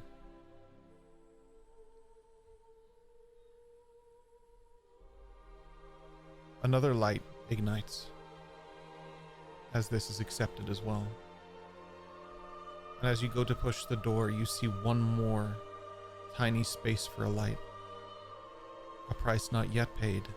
The final lock, the final key to unlock the door. And stepping forward is Chicken the Fox, who bows their head for a moment. And there's a single teardrop that hits the ground as a light ignites in the middle of the door and it pushes open. You see a beautiful light, these hues of red and orange. You see so much beauty in it. You feel the heat coming from it, emanating from it. You feel the burn of freedom, of an exit.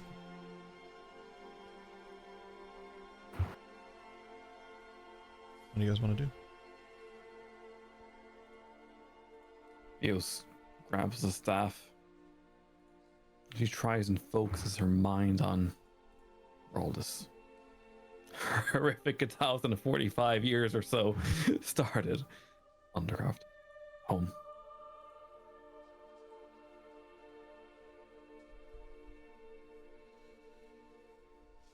I throw Eldrin through.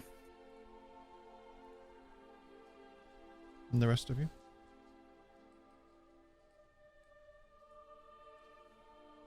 Just casual walk.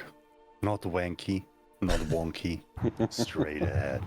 Oh, there's a treasured memory I wouldn't give up for 1,000,000 books.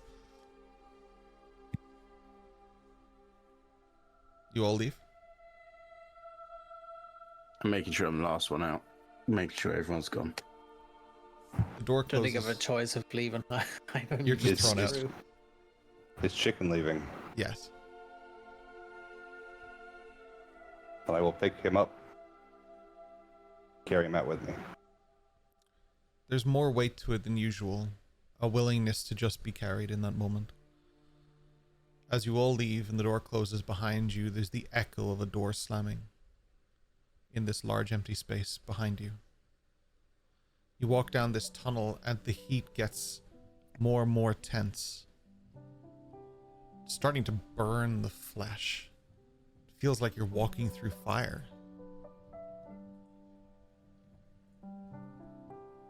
That's probably because you are. As you begin to emerge from the book, things are a little different than you would have expected. You find the book in a hand as you leap out onto a ledge, mere moments before the book is dropped into the heart of a volcano, the Molten Crown. Dash stands there, blank, nothing in his eyes. And as Madriana exits this book and lands upon the ledge, the book falls and drops, plummeting until it hits the surface of this, disappearing within the magma itself.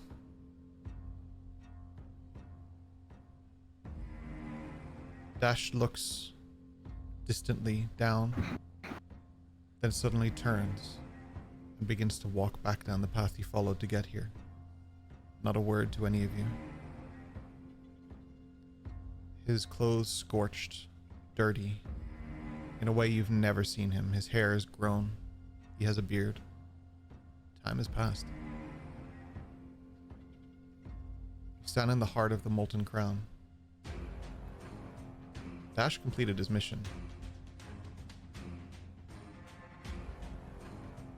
And next week you'll have an opportunity to see exactly what that quest was. Not you, Richard, you're not invited. Well, before we go anywhere, what I'd like to do is very quickly, the second that happens, I want to cast Shield of Faith and jump after the book. Oh my Bruh. god. Bruh. You cast Shield of Faith. Okay. Is he 5 feet within? Is he within 5 feet of me? I'll say yes. You watch as he jumps. I stop him. with my sentinel feet. I stop him. Why does the staff never do what I ask it to do? Who said it didn't? It's not charged. You need batteries. I had a long rest, remember? A couple weeks ago. Yeah, but we've been there 1,000 years. Yeah, we've had like 10 long rests per the session rules. Slate and Eldrin. For context, I just see him jumping into a volcano. Yep. And I'm with him, Adriana, and I see this happen, and I lean forward to try grab him. That's the way I'm going to give you guys flavoring a grapple this. check, and I'm going to say Sentinel doesn't typically do this part, but I'm going to say that you can have advantage on yours, Eldrin. Slate, you don't have disadvantage, but you do have a straight roll here. This is going to be a grapple check, so athletics or acrobatics. It's your choice. You can use any manner of reaction or whatever you want to in this case as well.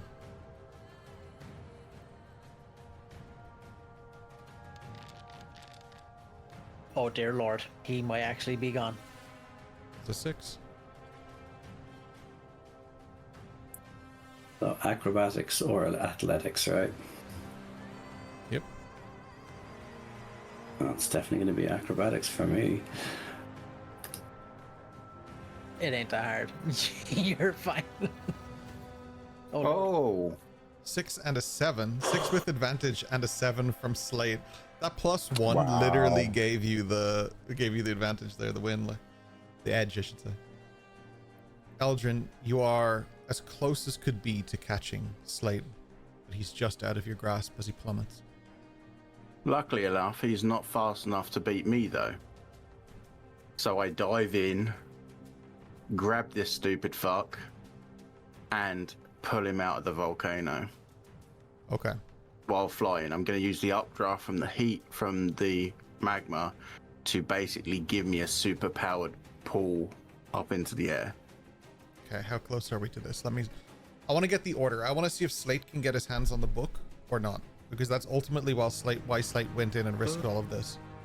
I want to know if he can do this, so I'm going to do that first. And then Madriana, you will catch him. Regardless, we'll roll for you to catch him because you can't resist this at this point if you're going 100% for the book. It's up to you. You can either resist Madriana or go 100% for the book. That's up to you, Slate. But I would say... I'm looking forward, not backward. It's not like I jumped backwards looking back behind me. I looked forwards and went downwards. So Madriana... Also, The focus of a junkie. just to add to that as well, if it helps in any way with this decision, I have dash as a bonus action. I can move quicker than him. Quicker than that? Okay, so you... I can move quicker than dash, actually. Slate, you jump in. If you were ever going to roll high, I would say this is a good time. Gotta look first. Landing in magma or lava can't be bad. What are you talking about? The new rules for lava are pretty stark, but we'll deal with that in a minute. Let's hopefully not talk about that. Let's just... Oh, he's full Gollum if he gets in there. That's Yeah. it. Let's start this with... Okay. I want 2 checks from you. Actually, I just want 1 check from you. I'm going to condense this into 1. I'll give you advantage on this because of your immediate reaction, your shield of faith, everything like that. I'm gonna give this to you as an opportunity because ultimately I want Slate to have all the chance he can get here, and also you rolled like dog shit this entire session. So I'm gonna get sleight of hand from you. If you have any justifiable way to make that better for yourself, I highly recommend it. I know your abilities and stuff like that, and I'm not trying to spoon feed you, but there might be ways for you to improve that roll, and if you can, I highly recommend it in any way, shape, or form. I'll give you advantage for your dedication to the book because that has been seen a million times, and I genuinely think you would put that ahead of your own safety. Clearly, you just jumped into an active volcano, so I'll give you that advantage. Just, yeah, roll good. That's all I can suggest here. Before any rolls are done, Okay. can I confirm Yeah. how many, we're talking like above the table now, how many in-game actions / reactions / bonus actions before he gets to that book? I would say the fall is 2 turns. Right. So you have the action, reaction, and bonus action of both of those turns. However, from Adriana's response, as always, I say there's 2 tries to do something. I'm going to say that Eldrin was turn 1. So your catching him is turn 2. So you have 1 action, reaction, bonus action if you want it. Slate, I will give 2 to, but Shield of Faith counts as part of your first go. Okay? That's probably the fairest way that I can do that. Yep. So my movement, my bonus action is to catch up with him. Right. To grab him, does that count as my action? I would say... Because it was a reaction to his initial action, not to the secondary action of Eldrin trying to get him. I'm not trying to game here. I'm trying to work out the logistics of this. Remember what does a shove count as and stuff like that? Shove is an action, right? A shove is an action, yeah. It's a. So for them grappling, that's Eldrin's action and Slate's reaction. Yeah, I think so. Yeah, I would say that you grabbing him is also an action then in the same vein. Right, but that's what I'm saying. So, so my reaction to jumping after But I'll give you the is jump the same. Yeah, I'll give you the jump and stuff as part of just normal movement. I won't make you like use anything to just jump, and you can use your dash as a bonus action on turn, what would be the turn 1, because you have to get turn there. 1. So, Okay. So on my turn 1 for my action, because with my movement and bonus action, I should still be able to catch up to him then. okay, yeah. For my action on turn 1, as I see him trying to reach for the book, I will cast the wonderful spell that is Silvery Barbs, and I will give myself the advantage to catch him and give him the disadvantage to grab the book, equaling out the roll. I think Silvery Barbs only kicks in if he makes the successful roll. I think you can then kick in and use it if you want to. So we have to see if he even lands the roll first. And that would have to be on turn 2, because that's when he's trying to grab it, right? Okay, so turn 1 I grab him, turn 2 then is when I use the Silvery Barbs to try and stop him. Okay. If that's okay then. Okay, we'll do it that way, and I'll give Slate his rolls. You still have to use your advantage on this one, Slate, and then Silvery Barbs if you succeed, and then we'll do the roll again. All right, so I'm going for sleight of hand is the first. Yeah? Yeah. All right. With advantage here if you want. Okay, yeah.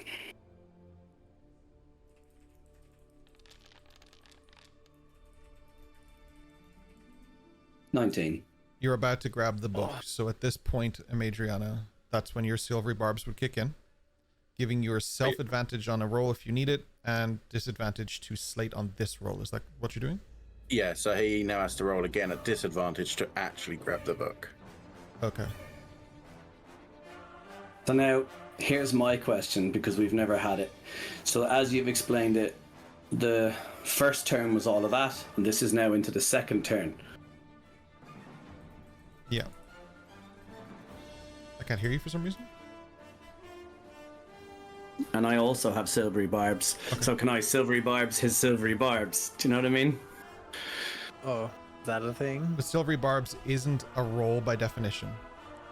So Silvery Barbs wouldn't work on Silvery Barbs because there was no successful roll made by Amadriana.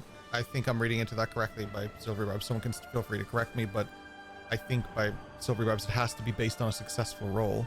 And because she did not make a roll for Silvery Barbs, you can't do that. It's a from you, it's not a roll from me. You can't roll against it kind of thing. You can use things like Counterspell or whatever, those kind of things kick in. I don't know if you have that, but like you can use things like that in that instance, but Silvery Barbs, I don't think that they that would interact with this one just because it has to be based on a roll. Yeah, that's fine. I'm literally just reading that to be sure, so I decided to ask it out loud while I read it. Alright. So, I'm making the same thing at disadvantage, right? Yes. Yeah. Oh, is it disadvantage or is it just one roll again? Well, Silvery Barbs. Reroll the D20 d20 and take the lower result. So, like of the two, so if this is lower than a 19, you take that roll. If this is higher than a 19, you take 19. Yeah. Okay. So it's just one straight roll, yeah. Did we know what the DC was for him to grab it? I didn't say it out loud, no, but 19 is definitely enough. Yeah.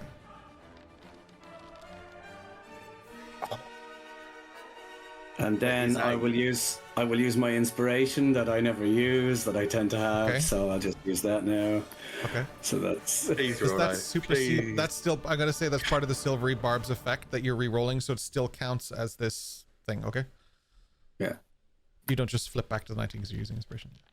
Ah, you fucking love it. Is that Nat a nat 20? 20?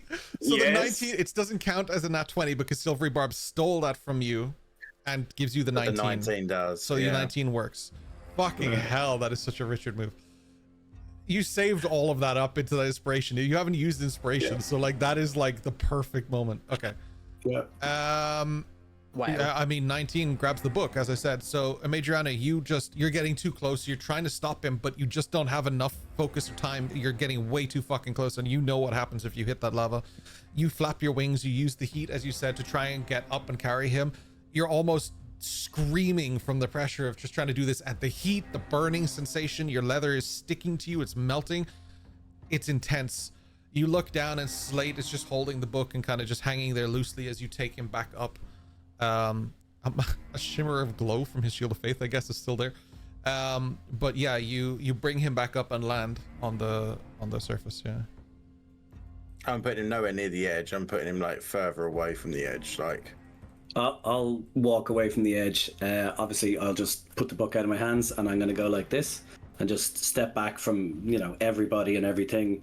I presume everybody else is closer to the edge, so I'm on the inside of everybody. Right. Okay. So then I'll go along with it. So I will walk backwards. I'll take small steps first. What's Madriana's reaction to the small steps? she isn't going to attack you or anything like that. She's annoyed, but this won't be the last time. So this happens. then, not getting that much of a reaction, I'll take bigger step back. So I was doing a small, tiny step, like even a half step. So now I'll take a big step. Any reaction? Let's go. Come on. So I'll go to step forward, and then I'm going to take another 2 or 3 big steps back. Then I cast invisibility. So I drop Shield of Faith. So there should be a good distance between me and everybody else. Can I see if his footprints? I want to keep an eye on him anyway. What in the Lord of the Rings are we doing? Yeah. She's not going to do anything to him, but she just wants to know that she's got him in sight. You have to make survival versus Richard's stealth at this point. Richard, you have stealth at advantage because you're invisible. Because I was also trying to see where he was. Is he further away from me to the point where I could not be able to assist Madriana, because I went to try grab him as well, so clearly seeing them fly back up and then seeing him then disappear. I would say in this instance is probably between Madriana and Slate, unless she's verbalizing the fact that she's looking for him, like where the fuck did he go? But she seemed very No kind of worries. blasé about this process, like she didn't want to threaten him, so I'm not sure what Ryan can And probably answer that better than me. So I asked as well, was the whole party blocking, and nobody changed that or said no, I stepped forward or whatever. So I constantly stepped back and nobody said that they moved forward, so I gave as much distance from everybody on purpose. do you have the book or? Oh, I have the you book. took As I the said, I put it away and then put my hands out and then step back, and then invisibility. Cool. I was still close enough, but I know what you're saying. The rest of them wasn't, Yeah. so that's fair. Madriana did specify that too, so that's okay. So I would say stealth with advantage from Slate versus Madriana's standard roll for survival. I let Richard roll first, so he can't steal my nat 20 again.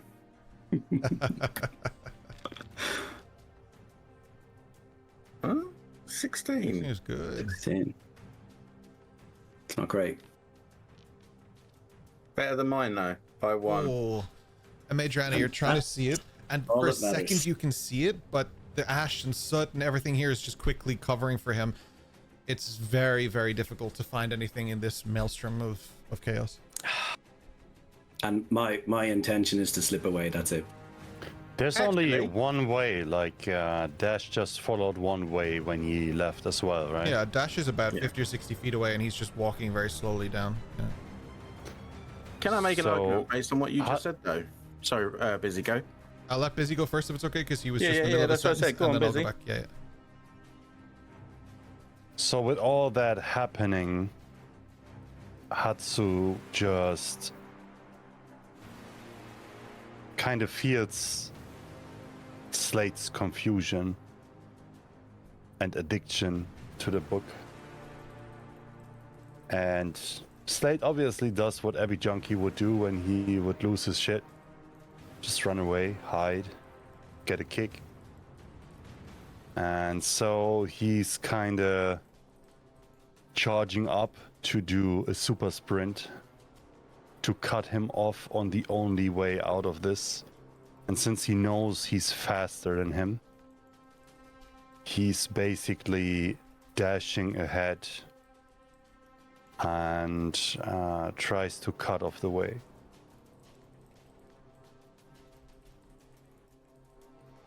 There's enough space where Slate could theoretically sneak out if he wanted to, but you are currently blocking the path. You have your arms out. You're trying to cover as much ground and space as possible. Are you saying anything in that moment, or are you just preparing and bracing? There's no need to run, Elias. We with you in this. And I think it was the right move to keep the book and bring it back to where it belongs, into her library. He should stay there forever. You saw what he did. You saw what he is. That's all he's shouting out. And Madriana, what were you gonna do? Just because I don't know whether it was a DM's flourish description or whether it was the case that you said it was basically raining ash here. Yep. Would that not act in the same principle as fairy fire on an invisible person? I would say not enough in this situation, or I would give the spell the benefit to say that it's masking for that, because invisibility doesn't specify that it doesn't work in rain or whatever, and I would be kind of screwing you guys over a little bit. Where I would give the benefit, like I did in previous sessions, would be where if you're like walking through puddles or leaving footprints or doing that kind of thing, I give you that as how you would find them. But as far as I know, invisibility doesn't specify for the environmental hazards. It doesn't mean, because he's using magic to cloak himself, I see it as like almost a very thin bubble around him. That also means the things on him, like his clothes, exactly, it's reflecting light, and that would include things that are landing on him, I would say. In the case of fairy fire, it's a magical entity that supersedes invisibility, so in that I would give it, but this isn't a magical thing, this is just a volcano. So That's fair. I've got to try and work it as much as I can. I say just a volcano. It is a very impressive volcano, but yes. I would like to, because I'm with Hatsu then leaving, I turn and I'm seeing everything happen, and I see Hatsu go off into the distance.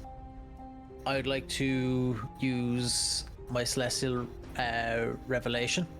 Okay. While this is all happening, Ken, just check your messages there, just to coincide with whatever else is happening. So I use my celestial revelation, and I would like to sprout out my heavenly wings.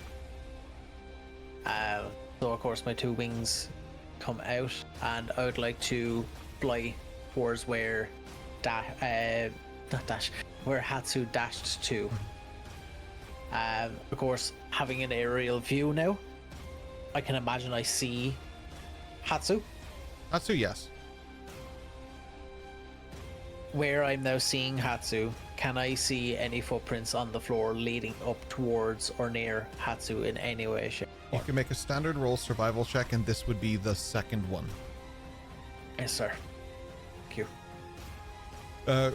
Richard, I need Slate to make a stealth roll here as well. Again, you have Yep. advantage on this, but they're trying to detect you, so I need Yeah. to... Yep. Thank you. Not 20. No fucking way. 27. Stealth at advantage, isn't that what we said? Okay. You have Oh, advantage, he's- but Yeah. 2 and 40 Fuck odds. that. 11. Slate, as you are, what you're trying to do, I'm going to lean into that if that's okay. Oh, yeah, I think that would totally possibly be detected. You don't see Slate where you think you would. You see him a little further down from Hatsu, and it's not Slate that you see, it's the metallic scraping against stone.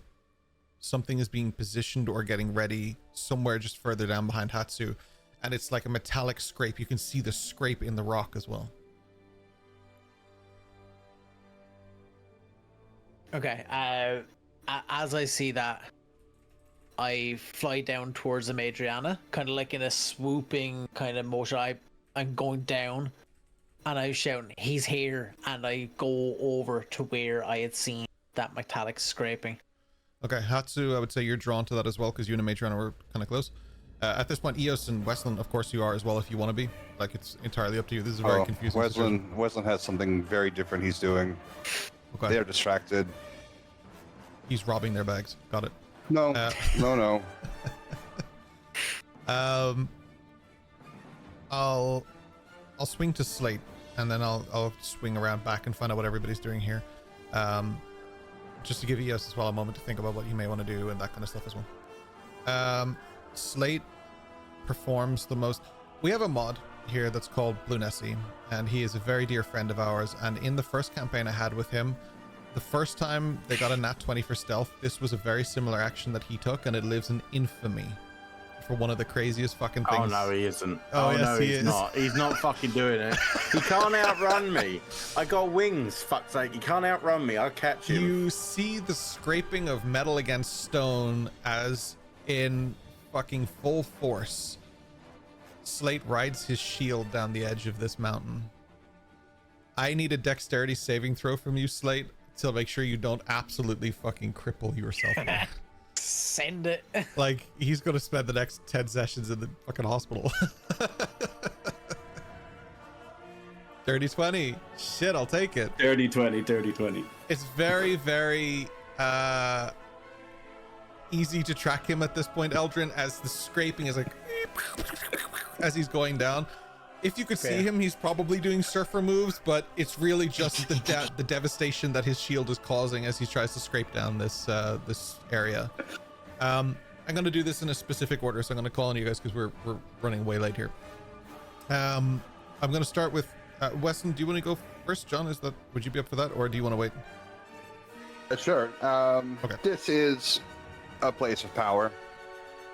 Remington has confirmed this is a place of power. This is where the seals were made. Wes was going to try and tap into it. It's forbidden for him to be in the forge, but I don't think the law applies to him anymore. So he's going to try and harness this this space. Weslyn, the magic of this space is undeniably clear. There's no forge up here, but if there is a forge somewhere within this mountain, oh my goodness, the things that it could create. The power of this place is unlike anywhere you've ever been outside of somewhere like Maleficum's itself. That place had evident clear power because it was so effortless in the way the building moved and shifted to your every whim and need. But up there with that is this place. This incredible power that flows through this place. The lava flows through it like the blood of the gods flowing through the gods themselves. There is undeniable strength. What do you want to do with it?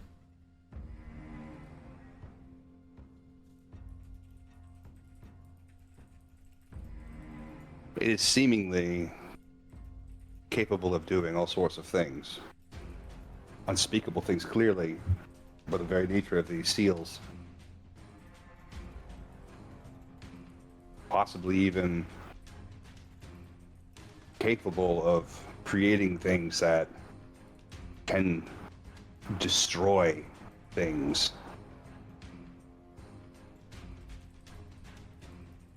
Not only could it create things that destroy, but it can destroy things that create. This place is as much capable of destruction as it is of creation. Do you need that thing to be destroyed to be here? I think he is going to create, if he can, just through the space, unless he needs to go to the forge specifically, which he will do if there's a path that way. I think he is going to attempt to create something that can destroy Firethorn. You focus your raw power, your energy, your magic. Lava begins to rise up and bubble. The volcano itself feels what you're trying to do. It's calling to you as you are calling to it. You kneel down before the edge of this volcano, the same space where Slate just leapt from moments ago. Small threads of pure raw fire energy burning begin to fuse and create and mold and shape. But it's not something that you would ever touch normally. This is metal. This is evil. This is wrong. This is illegal. But none of that is what ends up stopping you, Weslyn. Instead, you feel a hand on your back. And as you look slightly to your side, you see the long clawed tendrils of a creature you know as Firethorn. Your power stops. Your tattoos vanish. And the tendrils stop moving. And what was once there floating, an almost finished, perfect blade, drops. Boop. You hear it disappear into the lava beneath. But unfortunately, your friends are just a little bit too busy to notice. That was the goal. Goal Well, that's not accomplished. good. Eos, what are you doing in this time? I like headphones off for everyone except for Weslyn for this one. Because he would potentially hear what's going on. Eos slowly walking after the gang. The case of the shield going down the side of this volcano. But 1,045 years is a long time without a good solid trance for what Eos is. She's dragging that scepter, crystal moon crescent shape along the ground behind her. And the unrelenting grief of 1,000 years not being able to let go of someone who's going through her. There's pain in her left shoulder. With every long, tired step she takes, crack, crack, crack. The shape of the crescent moon slowly, very slowly, slightly turns its angle and grows. And she's inhaling that ash, she's inhaling the air, she's just, I'm tired of everything. That's what she's doing. As you do, the crescent moon, no longer a representation of the peace and serenity that the moon brings you, but instead becomes that of a weapon, one used for harvest, one used for feeding, and also one used for finishing, for reaping,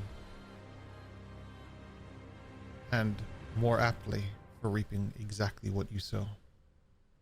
The blade itself becomes that of a scythe as your hood goes up and the ash rains down on you.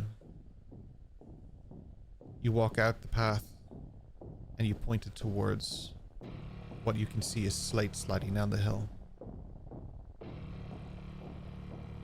A portal opens up in front of him. You twist the blade. The portal begins to shrink. Slate trips, himself tumbling. The invisibility wears off as he flies through it, the shield straight after. twist it again, and the portal closes. For anyone who looks back at Eos, her eyes are blood red. This magic is not her own. That's where we can pick up next week. Because we are hella fucking late. We're hella fucking late, boys. You're trying to trap me into like some kind of extendo sessions. What is this? Headphones, boys. Oh shit. That was the plan. Oh shit. They didn't even fucking hear it. I forgot they didn't have their headphones on. That was so good. Ah. Painful. They'll learn of it later. Slate. As you go down the hill, you suddenly begin to slip from your shield. You take a tumble, and something opens in front of you. You fly through it, and the shield goes through it too. It snaps shut. Madriana, Eldrin, and Hatsu, you stop almost in confusion. You've only seen one thing like this before. A portal that Eos created. And you look back at her, and she is holding something different. No longer a moon of crescent shape, she's holding a scythe. A blade. She stares down towards where Eos was as she holds it forward, twisted. She places it back up and slams it down, her hood up, the ash raining down upon her.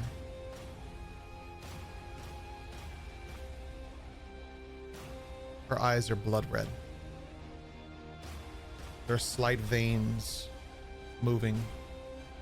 This magic is not hers. One more thing before I wrap this session. Anyone who is to look up would see the the blood red moon. The crimson moon once again above you all. That's where we'll end our session. We'll pick up from next week. One thing, as we're looking at this, Madriana just looks at Eos and just goes, "Fuck this, you're all too weird for me," and just starts walking away.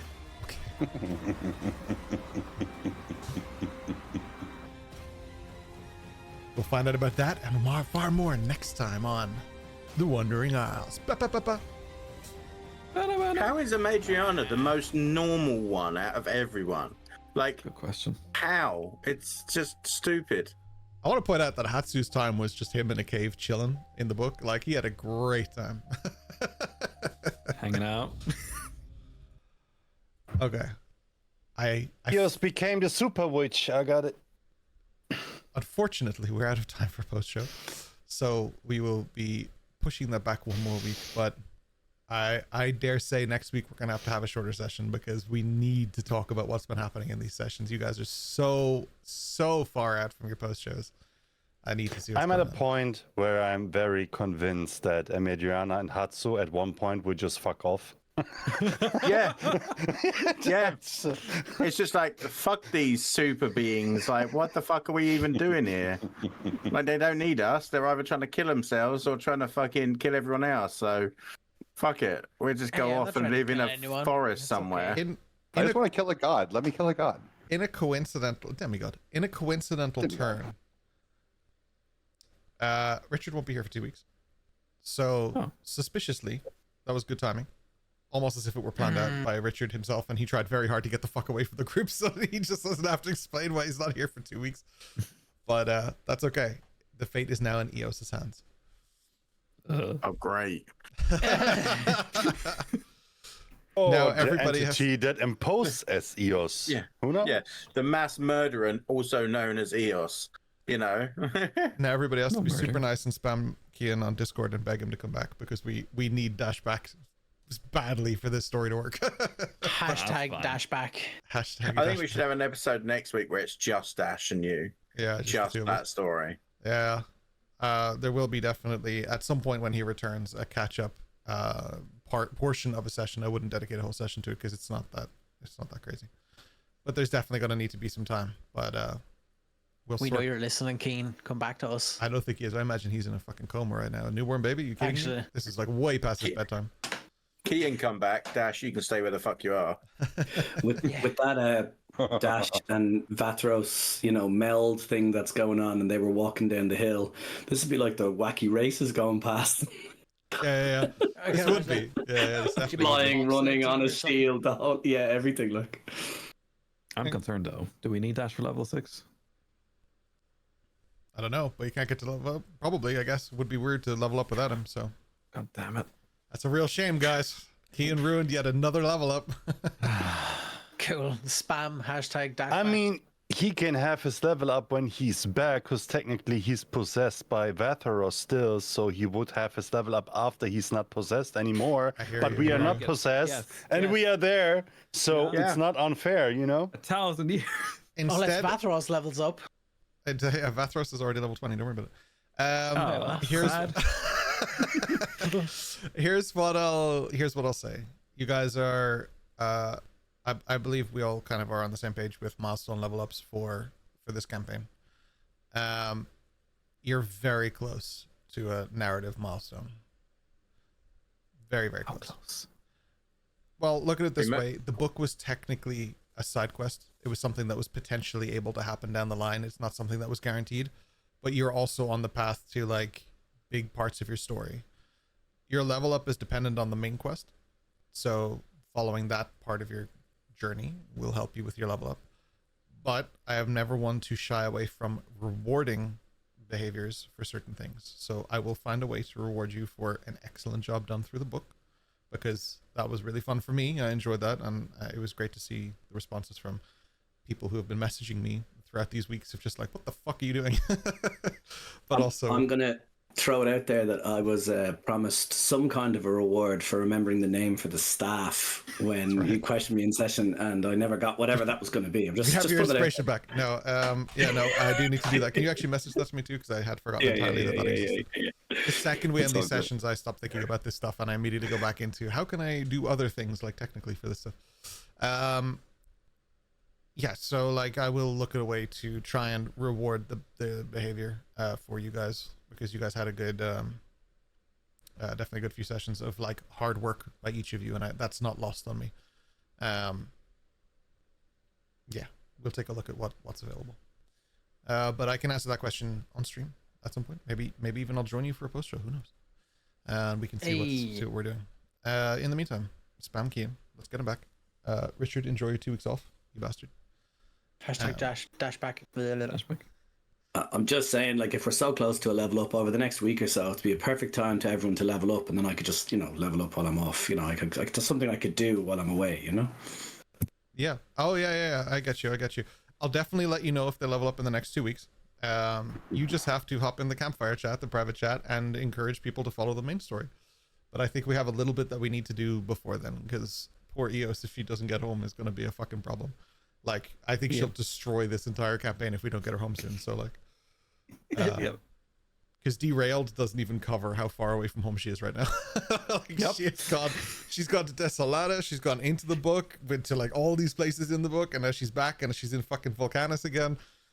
She's as far away from home as can be. So like, Roadworks and detours, man, and just keep on. yeah. It's like your 10-minute drive home has somehow become like, completely detoured to another state. 2 days. Yeah. And who knows how long you were in the book for. So, right. 1,045 years. We'll pick up from somewhere there next week. Apologies for no post show, but bonus session time is always good. We will try and have a post show next week and have the guys in to talk about everything. Unfortunately, Richard will not be there to swear at me and call me a bastard, but the rest of you can definitely be there. We will pick it up from there. Am I forgetting anything? Do we have extra play this week? Friday, extra play, 7 p.m. Irish time. Busy's playing That's right, Monster good Hunter sir. World, and he's been playing with Mr. Ghost. Ghost. I keep saying Wolf. Ghost. With Mr. Ghost, and it has been very cool. It's very good to watch, so definitely worth it. I think that's everything. We good? Ryan, you're streaming tomorrow on your page. I will be streaming tomorrow. I'm actually going to be helping out a fellow streamer as he has drops within the game of Rust. Which is a massive deal for anyone that plays Rust, and for anyone that knows Rust. To get a drop of your own skin in the game is a massive huge thing. Absolutely. So it really is. So tomorrow and Friday I will be playing alongside him and obviously promoting his new skin. that's going to be available for anyone that watches. Hell yeah.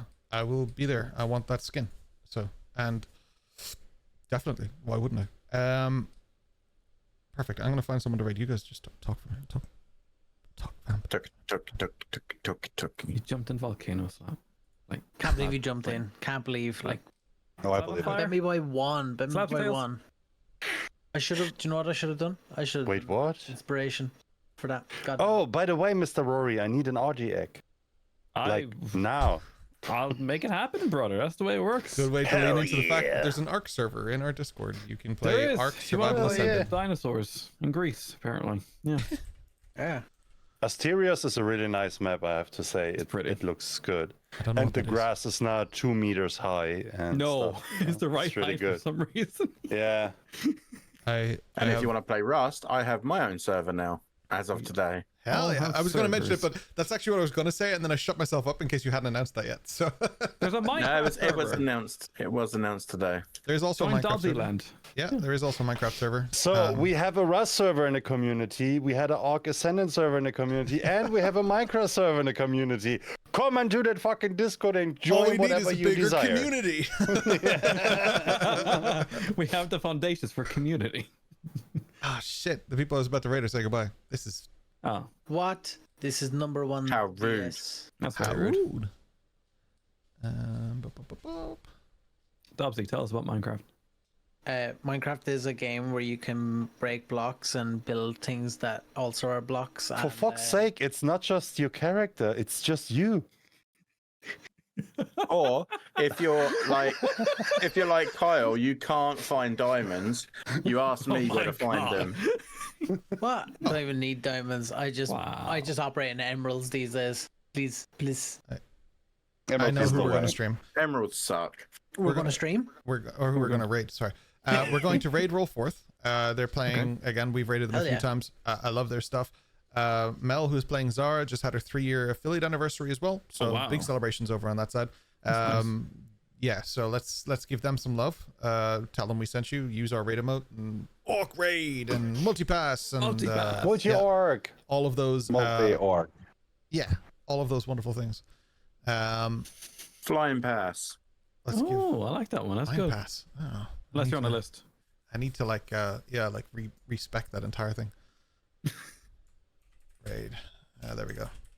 So there's our Orc raid emote. You can use that in chat. You can spam them. Thank you so much for joining us. We appreciate you.